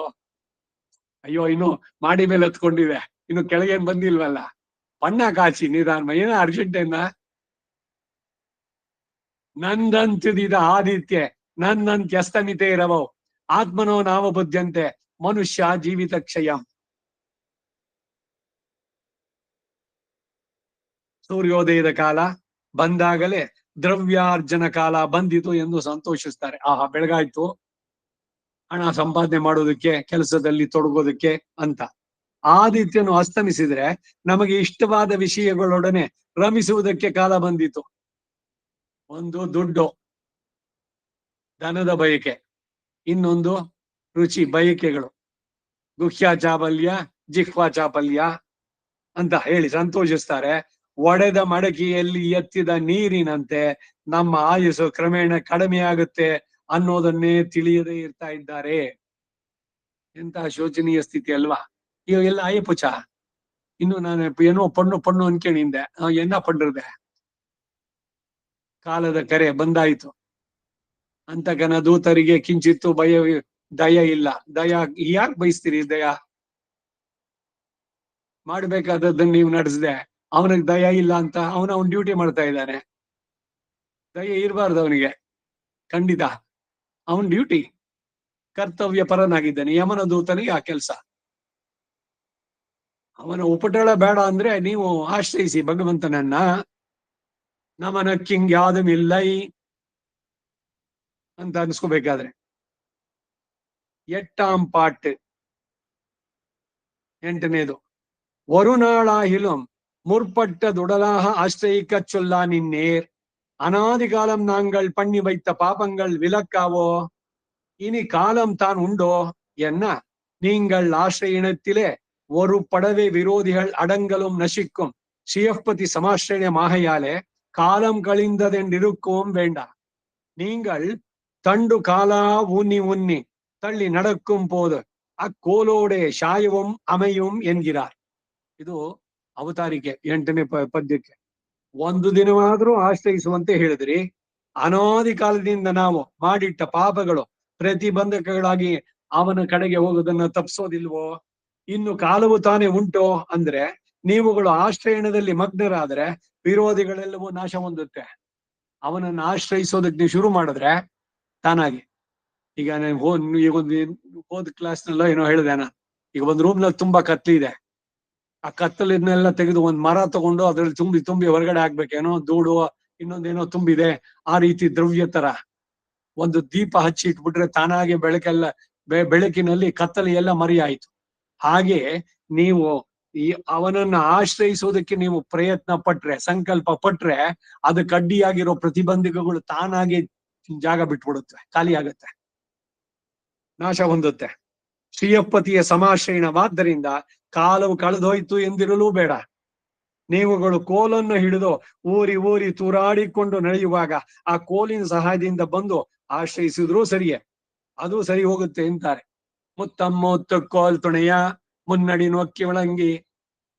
ಏನು ಬೆನ್ನು ಬಾಗ್ಬಿಟ್ಟಿದೆ, ಎದ್ ನಿಂತ್ಕೊಳಕ್ಕಾಗಲ್ಲ, ಅದಕ್ಕೆ ಕೋಲನ್ನು ಸಪೋರ್ಟ್ ತಗೊಂಡು ಮೇಲಕ್ಕೆ ಹಿಂಗೆ ಎತ್ತಿ ಕೈ ಸಪೋರ್ಟ್ ಬ್ಯಾಕ್ಗೆ ಹಾಗಿಟ್ಕೊಂಡು ಹೆಜ್ಜೆ ಇಡುವಂತಹದ್ದು. ಆ ಸ್ಥಿತಿ ಆಗೋಕು ಮೊದಲು ವದರಿ ಯಾಚಿರ ಮತ್ತುಳ್ಳಾನೆ ಅಂತಾರೆ ಅವರು. ವದರಿ ವಣಂಗುದುಮೆ, ಬದರಿ ನಮಸ್ಕಾರ ಹೋಗಿ ಬದರಿ ನಾಥನನ್ನ ನಮಸ್ಕಾರ ಮಾಡೋಣ ಅಂದ್ರೆ ಶರೀರ ಚೆನ್ನಾಗಿದ್ದಾಗ ಏನಾದ್ರು ಸಾಧಿಸೋದು. ಅದು ಸ್ವರ್ಗಕ್ಕೆ ಮುಂಚೆ ಶರೀರ ಪತನವಾಗೋದು ಸಹಜ. ಇದಂ ಶರೀರಂ ಪರಿಣಾಮ ಪೇಶಲಂ ಪತತ್ಯವಶ್ಯಂ ಸ್ವತ ಸಂಧಿ ಝರ್ಝರಂ ಕಿಮೌಷಧೈಹಿ ಮೂಢ ದುರ್ಮತೆ ನಿರಾಮಯಂ ಕೃಷ್ಣ ರಸಾಯನಂ ಪಿಬ. ಶರೀರಕ್ಕಾಗತ್ತೆ, ಒಂದ್ ದಿವಸ ಬೀಳುತ್ತೆ, ಅದ್ರ ಬಗ್ಗೆ ತಲೆ ಕೆಡ್ಸ್ಕೊಳ್ಳೋದು ಬೇಡ, ಎಲ್ಲ ಸಹಜ. ಶೀರ್ಯತೆ ಇತಿ ಶರೀರ, ಅದು ಹುಟ್ಟಿತು, ಅದು ಸಾಯ್ಬೇಕು, ಅದಕ್ಕೊಂದು ಎಂಡ್ ಆಗ್ಬೇಕು. ತೊಟ್ಟಿಲುಗಳೆಷ್ಟು ಮಸಣಗಳು ಅಷ್ಟೇ ಧರೆಯೊಳಗೆ. ಹುಟ್ಟಿದವರೆಲ್ಲ ಭೂಮಿ ಮೇಲೆ ಇದ್ರೆ ಮತ್ತೆ ಮುದ್ದೆ ಹುಟ್ಟವ್ರಿಗೆ ಜಾಗ ಬೇಡ್ವೆ? ಅದರಿಂದ ಸಾವು ಅನ್ನೋದ್ರ ಬಗ್ಗೆ ಭಯ ಬೇಡ, ಅದು ಸಹಜ, ಅಕ್ಸೆಪ್ಟ್ ಇಟ್. ಆ ಸಾಯೋಕ್ ಮೊದ್ಲು ಏನ್ ಮಾಡ್ಬೇಕಾಗಿತ್ತು ಅದ್ರ ಬಗ್ಗೆ ಯೋಚನೆ ಮಾಡಿ. ಅದಕ್ಕೆ ಸಮಯ ಜಾಸ್ತಿ ಇಲ್ಲ, ಆ ತೀವ್ರತೆ ಬೇಕು. ಭಗವಂತನನ್ನ ನಾನು ಯಾವಾಗ ಕಾಣ್ತೀನೋ, ಭಗವಂತ ನನ್ನ ಆಯಸ್ಸು ಹೋಗದೆ ನೀನೇ ನಿರ್ಧರಿಸಿರೋದು, ಹಿಂದಾಗೋದೊಂದು ಕ್ಷಣ ಮುಂದಕ್ಕೂ ಆಗದದು, ಅದ್ ನಂಗೆ ಗೊತ್ತಿಲ್ಲ ಯಾವಾಗ ಅಂತ. ಅದರಿಂದ ಸಮಯನ್ನ ವ್ಯರ್ಥ ಮಾಡದೆ ಮಿನ್ನಿನ್ ಇಲ ಮಣ್ಣು ಇರಾಕ ಹಳ್, ಭಗವಂತನ ಸಮಾಶ್ರಯಣ ಇದೆಯಲ್ಲ, ಅವನನ್ನ ಕೊಂಡಾಡೋಣ. ಅವನು ಜಗದಾದಿ ಕಾರಣ ಯಾರು ಅನ್ನೋದನ್ನ ಶ್ರುತಿಗಳಿಂದ ಇವುಗಳಿಂದ ತಿಳಿಯೋಣ. ಇದಕ್ಕಾಗಿ ಕಾಲಕ್ಷೇಪ ಮಾಡಬೇಕು. ಇದರ ಅರಿವು ಹೆಂಗ್ ಉಂಟಾಗೋದು? ಈಗ ಇವರು ಈ ಈಡು, ನಾವು ಆರಂಭದ ಧ್ಯಾನ ಶ್ಲೋಕದಲ್ಲಿ ಎಷ್ಟು ಜನ ಆಚಾರ್ಯರು ಅದರ ಬಗ್ಗೆ ವಿಚಾರ ಮಾಡಿ ಅದನ್ನ ನಮಗೆ ಬಟ್ಟಿ ಇಳಿಸಿ ಕೊಟ್ಟಿದ್ದಾರೆ. ಇದನ್ನು ಒಮ್ಮೆ ಓದಿ ಸರಿಯಾಗಿ ತಿಳಿದು ಅವರ ಯಥಾರ್ಥವನ್ನು ಪಡೆದು ಅದನ್ನ ನಮ್ಮ ಜೀವನದಲ್ಲಿ ಅಳವಡಿಸ್ಕೊಂಡ್ಬಿಟ್ರೆ ನಾವು ನಮ್ಮಂತ ಬುದ್ಧಿವಂತರು ಇನ್ಯಾರಿದ್ದಾರೆ? ನಾವೆಲ್ಲ ಭಾಗ್ಯಶಾಲಿಗಳು ನಿಜವಾಗ್ಲು. ಈಗ ಹೊಸದಾಗಿ ನೋಡ್ಬೇಕೇನಿದೆಲ್ಲ, ನಮ್ಮಾಳ್ವಾರ್ ಕಾಲದಲ್ಲಿ ಇದ್ದಿದ್ರೆ ಆಗಿತ್ತು. ನಮ್ಮಾಳ್ವಾರು ಅದು ತಿಳಿದು ಆಮೇಲೆ ಮಧುರ ಕವಿ ಆಳ್ವಾರ್ ಅವನ ಧ್ಯಾನದಿಂದ ಪಡೆದು ಅವರಿಂದ ಎಲ್ಲವನ್ನು ಪಡೆದು ನಮಗ್ ಕೊಟ್ಟು ಆಮೇಲೆ ಬಂದಂತ ಆಚಾರ್ಯರು ಅದಕ್ಕೆಲ್ಲ ಭಾಷೆಗಳನ್ನು ಬರೆದು ಎಷ್ಟು ಸುಲಭ ಮಾಡಿ ಕೊಟ್ಟಿದ್ದಾರೆ. ಸುಲಿದ ಬಾಳಿನ ಹಣ್ಣಿನಂದದಿ ಅದನ್ನು ತಿನ್ನುವಂತ ಸಮಯ ಇಟ್ಕೊಂಡು ಅದನ್ನು ಆಸ್ವಾದಿಸಿ ಅದರ ಸಾರ್ಥಕತೆ ಪಡೆಯೋದು ನಮ್ಮ ಜೀವನದ ಗುರಿಯಾಗಬೇಕು. ನಾಳು ನಿಂದಡು ನಂಪಳಮೈ ಅಂಗೊಡು ವಿನಯುಡನೆ ಮಾಳುಂ ஓர் குறைவில்லை மனநக மல மரக்கடுவி நாளு நன் திருவுடை அடிகள் தன்னலங்கடல் வணங்கி மாளுமோர் இடத்திலும் ವಣಕ್ಕೊಡು ಮಾಳ್ವದು ಬಲಮೇ. 8ನೇ ಪಾಶುರ. ಮನನಃ ಮನನಹಂ, ಮನಸ್ಸಿನಲ್ಲುಂಟಾದ ಮಲಂ ಅರ, ತ್ರಿಮೂರ್ತಿ ಸಾಮ್ಯ ಶಂಕೆ, 3 ಜನರು ಒಂದೇ ಅಂತ ಅನ್ಕೊಂಡಿರುವಂತ ಸಂದೇಹ ಇದೆಯಲ್ಲ, ಆ ಮಲ ದೋಷ, ಆ ಉಂಟಾದ ಸಂಶಯ ಎಂಬ ದೋಷ ನಾಶ ಹೊಂದುವಂತೆ ಕಳುವಿ ವಿವೇಕದಿಂದ ಪರಿಶುದ್ಧಪಡಿಸಿ ನಾಳು ಪ್ರತಿದಿನವೂ ನಮ್ಮ ತಿರುವುಡೈ ಶ್ರೀದೇವಿಯ ವಲ್ಲಭ, ತಿರು ಅಂದ್ರೆ ಮಹಾಲಕ್ಷ್ಮಿ, ತಿರುವುಡೈ ಶ್ರೀಯಃಪತಿ ಅನ್ನೋದಕ್ಕೆ ತಮಿಳ್ ಪದ ಅದು. ತಿರುವುಡೈ ಶ್ರೀದೇವಿಯ ವಲ್ಲಭನಾದ ಅಡಿಹಳ್ ತಂ ಸ್ವಾಮಿಯು ನಲಂ ಭೋಗ್ಯವಾದ ಕಳಲ್ ಶ್ರೀಪಾದಂಗಳನ್ನ ವಣಂಗಿ ಆಶ್ರಯಿಸುವಲ್ಲಿ ನಾಳು ಪ್ರತಿದಿನವೂ ನಿನ್ನ ಇರುತ್ತಿದ್ದು ಅಡುಂ ಸಂತಾಪಗೊಳಿಸುವ ನಮ್ಮ ಫಳಮೈ ಅನಾದಿಸಿದ್ಧವಾದ ಅಂಕೊಡು ವಿನಯ್, ಅತಿ ಕ್ರೂರವಾದ ಪಾಪಗಳು ವಿನಯ್ ಉಡನೆ ಆಶ್ರಯಿಸುವ ಸಮಯದಲ್ಲಿಯೇ ಮಾಳುಂ ನಾಶ ಹೊಂದುತ್ತೆ. ಓರ್ ಕುರೈವು ಇಲ್ಲ, ಒಂದು ಕೊರತೆಯೂ ಇಲ್ಲ. ಮಾಳುಂ ಓರ್ ಇಡತ್ತಿಲುಂ, ಶರೀರವನ್ನು ಬಿಡುವ ಸಮಯದಲ್ಲಿಯೋ ಒಣಕ್ಕೊಡು ಆಶ್ರಯಣದೊಡನೆ ಮಾಳ್ವದು ಮುಗಿಯೋಣವು ವಲಂ ಪ್ರಬಲ. ನೀವು ಭಗವಂತನನ್ನು ಆಶ್ರಯಿಸಿದ್ರೆ ಅಂತ್ಯ ಅಹಂ ಸ್ಮರಾಮಿ ಮದ್ಭಕ್ತಂ ನಯಾಮಿ ಪರಮಾಂಗತಿಂ ಅಂತ ಹೇಳಿದವನು.